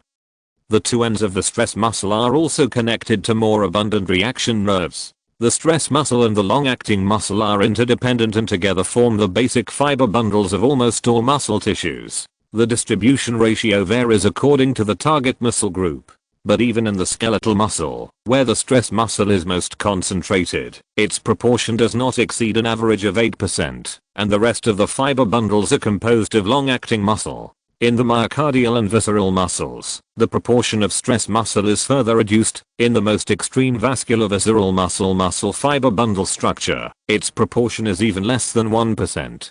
At first, the witch doctors simply defined the two types of muscle bundles, based on the most intuitive observations. Among them, long-acting muscles are considered to have a long-lasting effect, a constant level of movement, and a slow start. They control most of the active and passive activities of the trolls. For example, movement, such as organ peristalsis, and stress muscles are considered to have a short effect time, strong explosive power, and a rapid start. Generally, they will only be activated in emergencies. For example, dodging when frightened, or generating huge force when dealing with sudden danger. But this definition was soon questioned, or understood more deeply by subsequent research. There are two reasons for this. First, when the research entered the middle and late stages, Baki himself also lay on the experimental table, and contributed almost all types of cells in his body except nerve tissue. In the horizontal comparison study between the corresponding part Baki ordinary trolls, the witch doctors found that the proportion of stress muscles in Baki's muscle bundles was significantly higher than that of ordinary trolls. Especially in the skeletal muscle part, the proportion of stress muscles in the samples he contributed reached an average of 13%, and the dorsal muscle part with the highest distribution rate even reached an average of 17% and a maximum of 23%, and all changed from the usual blue to light purple. Under the feedback of ultrasonic live detection, the action time of stress muscles in his body was also observed to have increased significantly. Chapter 122 Energy Theory Hypothesis. Secondly, when doing the magic control test, the witch doctors found through ultrasonic detection that the duration of the stress muscle of ordinary trolls under the effect of brute force would also increase significantly. Correspondingly, when the effect of brute force ended, the various observation results of the stress muscle would return to normal levels. This phenomenon made the witch doctors make a preliminary judgment that brute force is effective on stress muscles, but the results of another subsequent study showed that this conclusion was also very arbitrary, because after the effect of brute force ended, as the state of stress muscle returned to normal levels, the long-acting muscle unreasonably fell into a depression, causing the body to enter a weak period. Therefore, after combining these various phenomena, the witch doctors re-examined the previous judgments on the endurance of the two muscle bundles, and obtained a further energy theory hypothesis. In the energy theory hypothesis, the weak endurance attribute of stress muscle is attributed to the energy consumption factor, and it is believed that the energy it absorbs should have a progressive relationship with the long-acting muscle. This energy should be the reconversion energy or substance obtained after one or several transformations of the energy consumed by the long-acting muscle. And it has two basic properties of high utilization rate and low production rate. Therefore, the stress muscle will show the property of being unable to long-term exercise. The depressed state of the long-acting muscle after the effect of the brute force technique ended, maybe because too much basic energy was converted into this unknown energy in a short period of time during the effective stage of the technique. Thus, it fell into a state of insufficient energy supply after the effect ended. On the contrary, the muscle bundle samples provided by Baki showed many differences in stress muscle. It may be because in his body, the production efficiency of this rare energy has been improved to a certain extent, so the proportion of stress muscle has increased, and the duration of action has increased. However, the energy production and conversion of the body all occur at the macromolecular and macromolecular levels, which are even more microscopic than cells. Therefore, these conclusions can only remain at the stage of making inferences, based on phenomena for the time being, and cannot be further sublimated into truth. But based on this inference, Baki conducted a comparative study on his own athletic ability in a lightless environment and a sufficient light environment afterwards. He underwent brute force in the two environments respectively, in an attempt to further understand the difference. With his conscious observation and the assistance of detection techniques, the witch doctors of the project team finally raised the confidence of the inference by several levels, and were recognized by most witch doctors. Baki's idea of solving his own rage problem comes from the above inferences. Although stress muscles are more expensive in terms of energy consumption, they also have advantages such as small cross-sectional area of muscle bundles, flexible movement ability, strong unit explosive power, and quick reaction. Once the proportion of them in the body increases further, then under the same volume, Baki will obtain stronger physical attributes.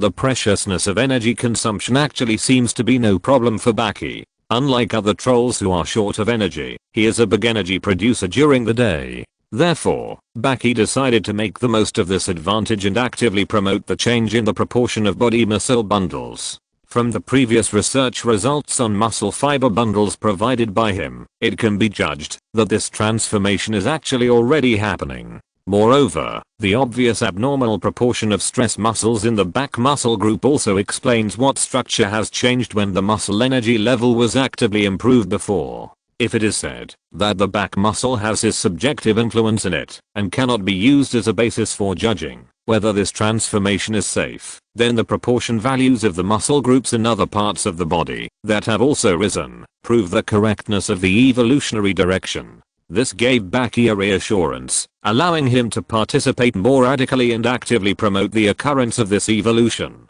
The method is still the old method used to improve the hunchback before, through the meditation connection between the visualization body and the body, to accelerate the occurrence rate of this link. However, in this project, Baki has obtained a more detailed muscle fiber bundle organizational structure under the muscle fiber bundle. Even through observation with a high-power optical microscope, the cognitive range has been further expanded to the inside muscle cells level. Therefore, by mobilizing more mental computing power, Baki can already achieve a layer-by-layer construction of muscle cells, muscle fiber bundles, muscles in a limited local area. Therefore, when meditating, he actively ignores most areas of the visualization body and focuses 90% of his mental computing power on the structural level of skeletal muscle. A bundle of cells belonging to stress muscle appears with the visualization body that seems to have been blurred by high-power Gaussian blur as the background. Although the many structures inside it are still unknown in terms of their functions, they are much more complete than the previous period when only nuclei and cell fluid were remembered. With the cell as the center, muscle fibers are formed one by one. They are closely combined with each other to form multi-tube bundles, and then from bundles to bundles, and finally form a very small independent muscle. This part of the construction work from scratch, with Baki's patient thinking bit by bit, took a total of the next 3 days of training time to complete.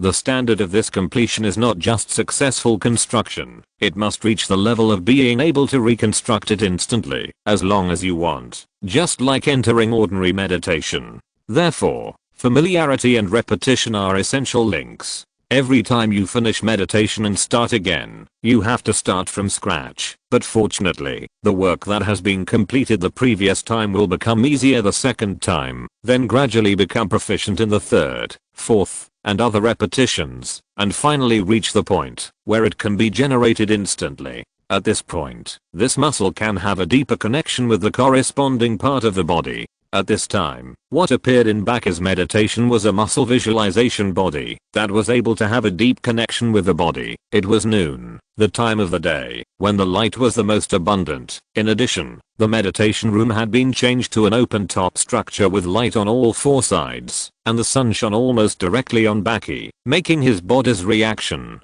to light reach its peak. In deep meditation, he immersed most of his subjective consciousness into the muscle bundle in front of his eyes, and conceptually connected it with the corresponding muscles in the external body. The target was a small branch of the back muscle, and the proportion of its stress muscle was the highest in Baki's body at this time, which was as high as 23%, and unlike the blue muscle color of the troll, it already had a sense of lavender. Baki planned to use this as a basis to start affecting the proportion of his own muscle bundles. If you're listening to this novel on a channel other than Fanfic World, it means they downloaded and uploaded it without effort. We cordially invite you to visit our channel, Mundo Fanfic Novelos. There you'll find the original version of this story and you can explore many other novels of various genres. We're waiting for you to immerse yourself in a world of incredible novels. Chapter 123, Beam Vacancy and Volume Vacancy. Due to the high concentration of computing power, his consciousness can more intuitively feel the deep changes in the corresponding parts of the body through the visualization body. A steady stream of energy flows in from the body surface, and the 23% of the stress muscles in the muscle bundles enter an active state, and various unknown changes occur inside them. Among them, the only thing that Baki can understand is that they seem to have a stronger desire to divide, and each cell nucleus is ready to move. In other words, it has already moved at the molecular level that Baki cannot perceive. The above are only changes that have occurred at the microscopic level, and at the macroscopic level, the stress muscles are not silent. They are more deeply involved in the maintaining sitting posture action that was not originally within their jurisdiction. The long-acting muscles that were robbed of their jobs fell into a state of depression. The muscle bundles were not very active, and the desire to divide was maintained at a relatively low level. Baki tried to amplify this trend and speed up the division of stress muscle cells, while the cells of the long-acting muscles were required to stop normal division activities. Judging from the cell feedback, Baki's subjective influence did take effect. Although it would not produce an effect in a short time, the activities inside each stress muscle cell were becoming more frequent. But when he ended his deep meditation and entered the normal meditation state where the whole visualized body was included, he wanted to copy and paste the same command to the skeletal muscles of the whole body, but all failed. In order to verify the situation, he spent several days to rebuild another branch muscle of the back from the cell again, and issued the previous command again. This time, the muscle feedback was positive, and the command took effect again. He turned his head slightly and understood the difference. The cell structure of the complete visualized body was blurred, but the branch muscle that heard the command before was completely built by him from a single cell. So, only the tissue built by hand at the cell level can be affected by this level of command. Baki guessed so. This is not good news. The troll has only 1,308 muscle tissues in his body, even if the cardiac muscle and visceral muscle are included. But the number of muscle cell fibers contained in each muscle is terrifying. The 2 muscle bundles built before are the dwarfs in his body. The construction of most other muscle branches is not a task that can be completed in just a few days. But there is nothing we can do about it. We can only do it slowly. Thinking of this, Baki had new concerns. Under normal circumstances, cells will produce offspring to replace their original functions before being metabolized. But now under Baki's subjective intervention, the long-acting muscle in the target area has stopped this instinct. In theory, its original position will be replaced by the more active stress muscle split body in the muscle bundle. But the natural metabolic rate of long-acting muscle is 5 years, and the lifespan of stress muscle is relatively longer, and the natural metabolic cycle is estimated to be 12 years. Baki is worried that this difference in lifespan will affect the replacement rate of stress muscle, thus making himself disabled. But can the troll's high-speed regeneration ability after injury be effective here? Thinking so, Baki left the meditation room and went to the research room of the muscle group project team.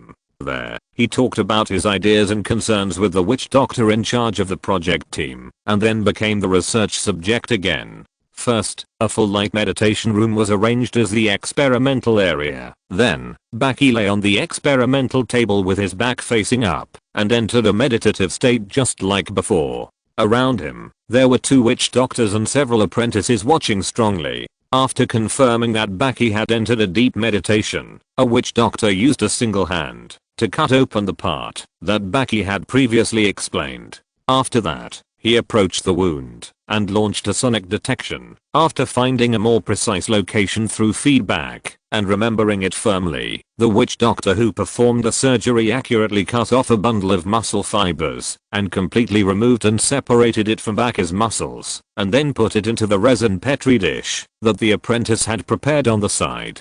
During this process, another witch doctor at the side immediately launched a low-level healing technique, which allowed the target area's muscles to undergo reduction healing before they could regenerate. Baki's eyes returned to the deep meditation. The muscles in his visualization changed in real time the moment the witch doctor in the real world cut them. The damage to the muscles was immediately fed back to his meditation space, and several fiber bundles that made up the muscles were lost on the spot. But Baki ignored it and focused on the main consciousness's intervention in the target muscles. He constantly emphasized the commands he had issued in his visualization body muscles, and then waited for the phenomenon he expected to occur, or fail. As mentioned earlier, the life cycles of stress muscle cells and long-acting muscle cells are different. What Baki was worried about was whether this difference would affect the replacement of the former by the latter. This depends on an important factor, that is, whether the body will regard the lack of muscle fiber quantity or lack of volume as a wounded state. If it is not considered as an injury, the stress muscle cells will not accelerate division to replace the vacancy created by the metabolism of the long-acting muscle, and this means that his plan has failed. In reality, the witch doctor who performed the low-level healing technique was trying to simulate the vacancy state in order to observe the reaction of the muscle cells. In the meditation space, the target muscle was stagnant for a moment under back is tense observation. The loss under the scalpel was naturally defined as injury, and the cells were just about to divide and fill it, but the next moment they were confused by the low-level healing technique. The reason why the low-level healing technique is prefixed with low-level is that it is a bad technique that only cares about the head, but not the buttocks. When it acts on the wound, the effect it has is like a patient's broken finger, and the doctor not only does not perform finger reattachment surgery immediately, but directly sutures the broken part. In other words, although Bakker's wound has healed at this time, it lacks a complete muscle fiber bundle, which just simulates the scene of muscle fiber bundle vacancy. After a brief moment of confusion, the cells decisively began to divide. Then, the extra fibers caused the wound to split again, and the newly emerged muscle fibers forcefully squeezed into the position that should have been left, but disappeared under the effect of the magic.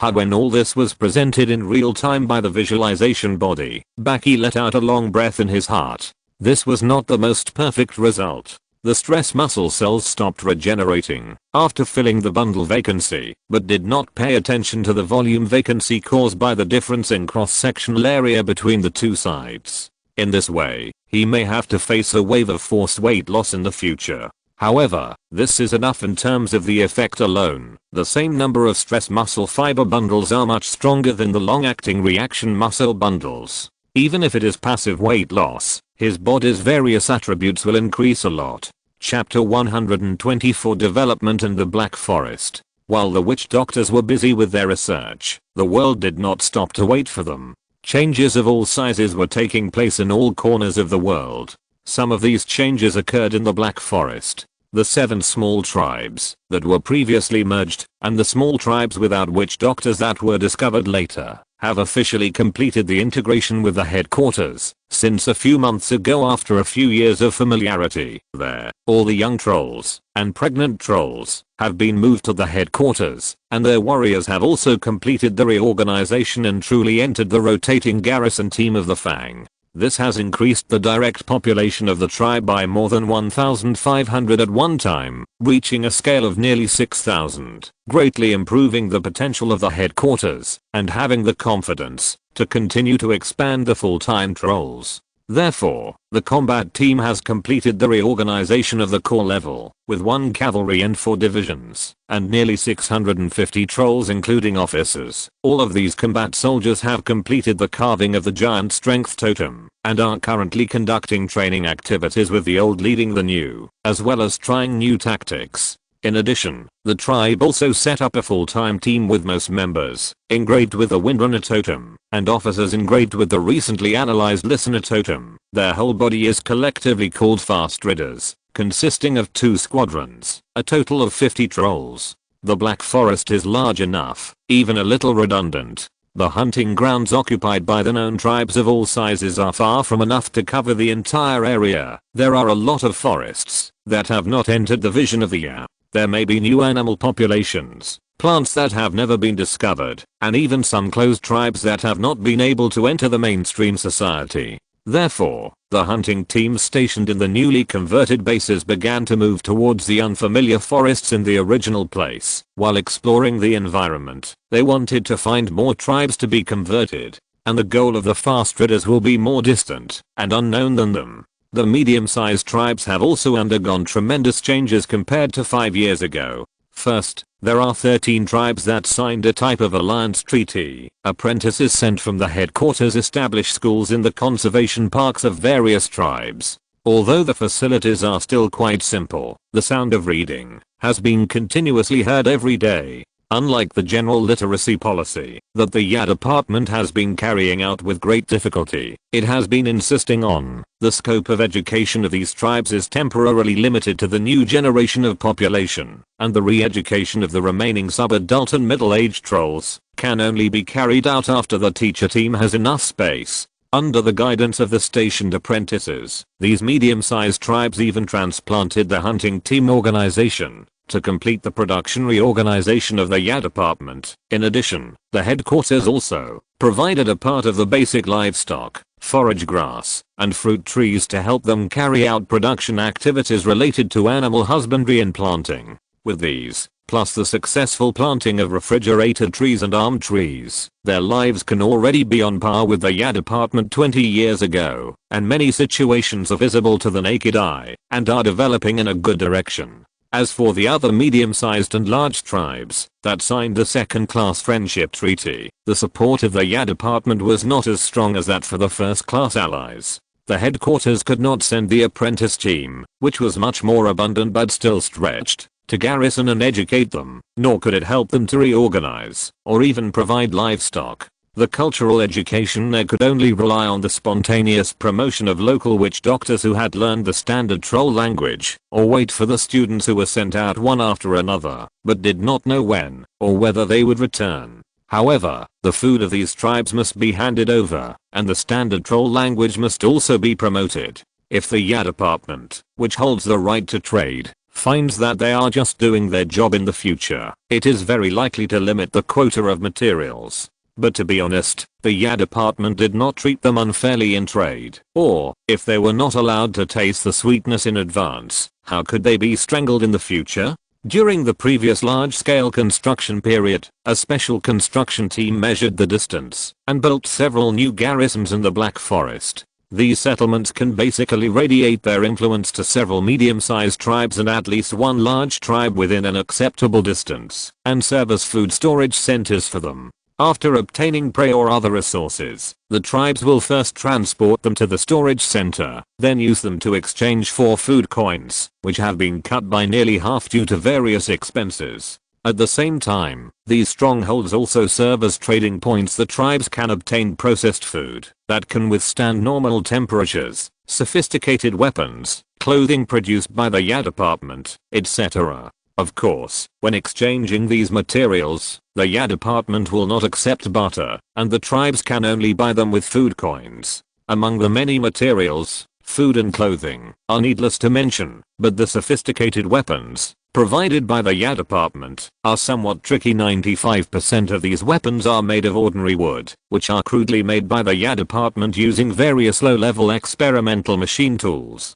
Although they are much better than the weapons owned by the tribes, they are still not as durable as steel and wood products. Usually, they need to be reprocessed, such as sharpening after a few hunting games. This simple reprocessing can be done by the tribes themselves, but ordinary wooden weapons obviously cannot withstand multiple reduction processing. When they have no room for repair, they have to buy a new batch of weapons to use. Of course, more sophisticated steel and wooden weapons can also be bought here, but the Fang tribe is only willing to provide heavy weapons such as maces and hunting hammers. As for bladed weapons such as swords that can improve processing capabilities, or long weapons such as javelins and spears that can be converted into battlefield weapons, they are strictly restricted. Trolls who are not members of the Fang tribe have almost no chance to obtain them. The Black Forest is only a corner of the world after all. If we look at the world farther away, we will find that more changes are always happening in different areas.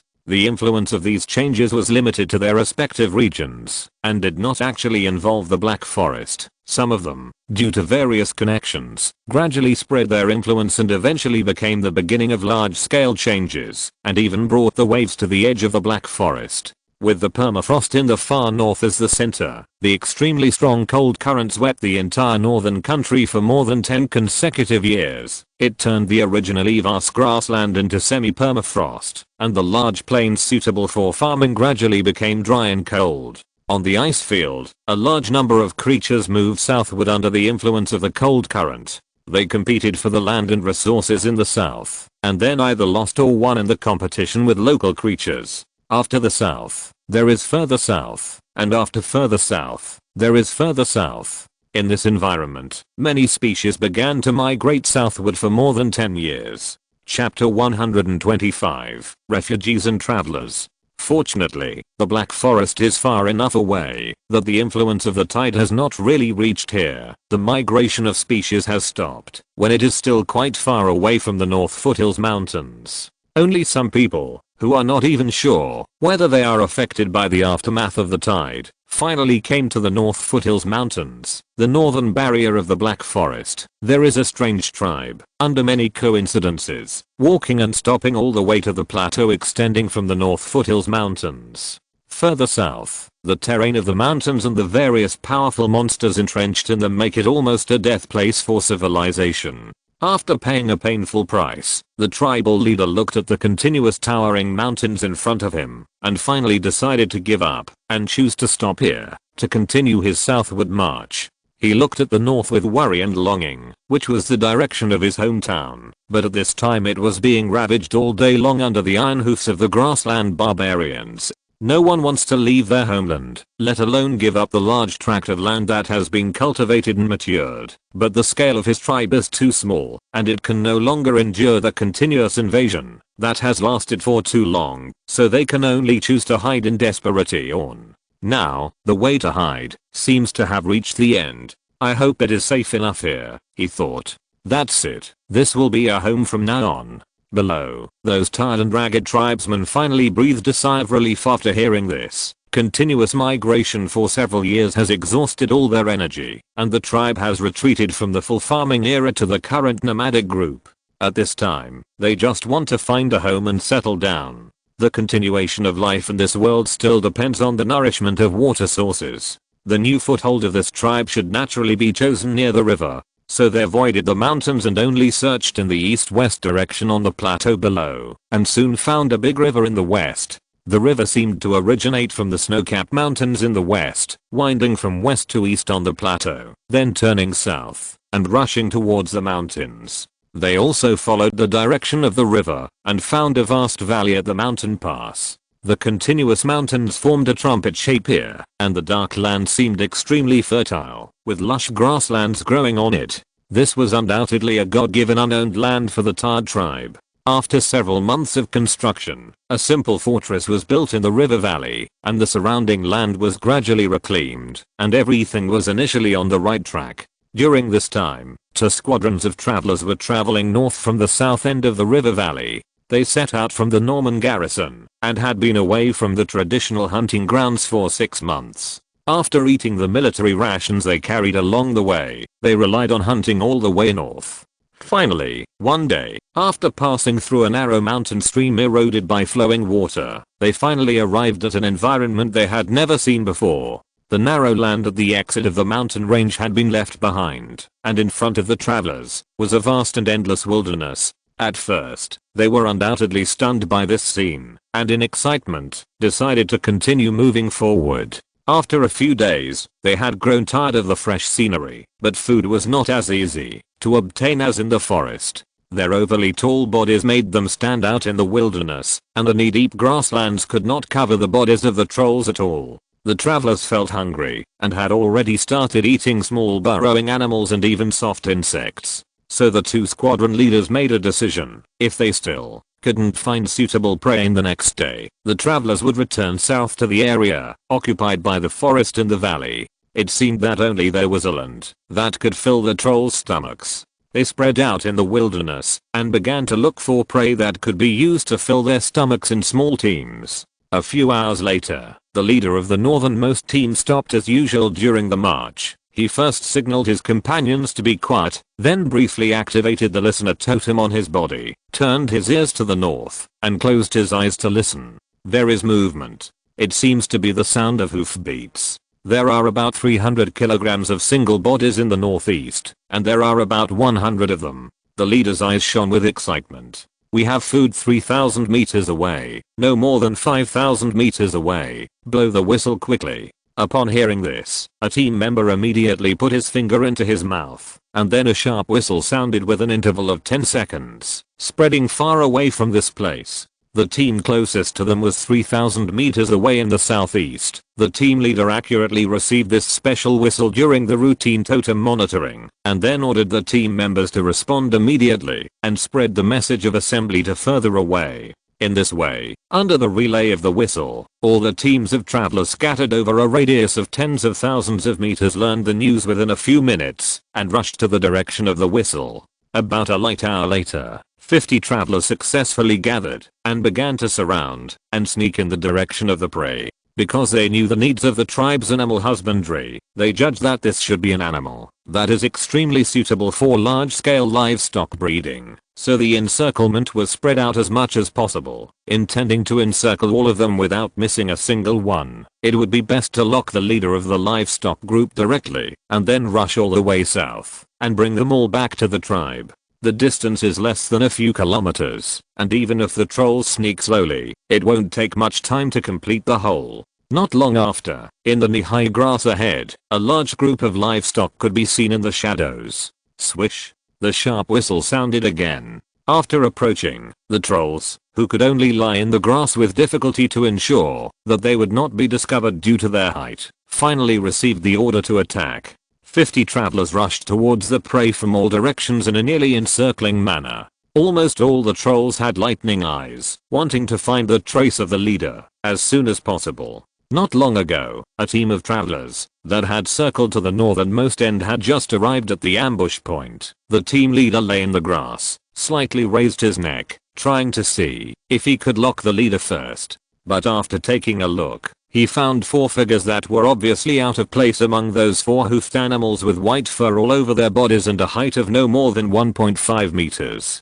Most of the figures were sturdy and had upright feet just like themselves. Although they were not as tall as the trolls, they were about 2.7 meters tall. In addition, what they held in their hands was obviously not a simple natural object like the forest ape, but a real tool that had been carefully processed. They were also wearing clothes on their bodies, and the workmanship was even more exquisite than that produced by the headquarters. Oops. This seems to be a civilized race, and these animals are not wild species, but domesticated animals. The captain judged this after seeing this scene. He always remembered the order of the witch doctors to be cautious when approaching civilized groups, so he wanted to pass on the information here. But before he could act, the 2 captains' whistles for attack were heard. End of this chapter. Thank you very much for reaching the end. Don't forget to like. Looking for more exclusive content and immediate access? Subscribe to our Patreon. Remember, every like, subscription, or donation encourages us to continue. Thanks to everyone. See you in the next video.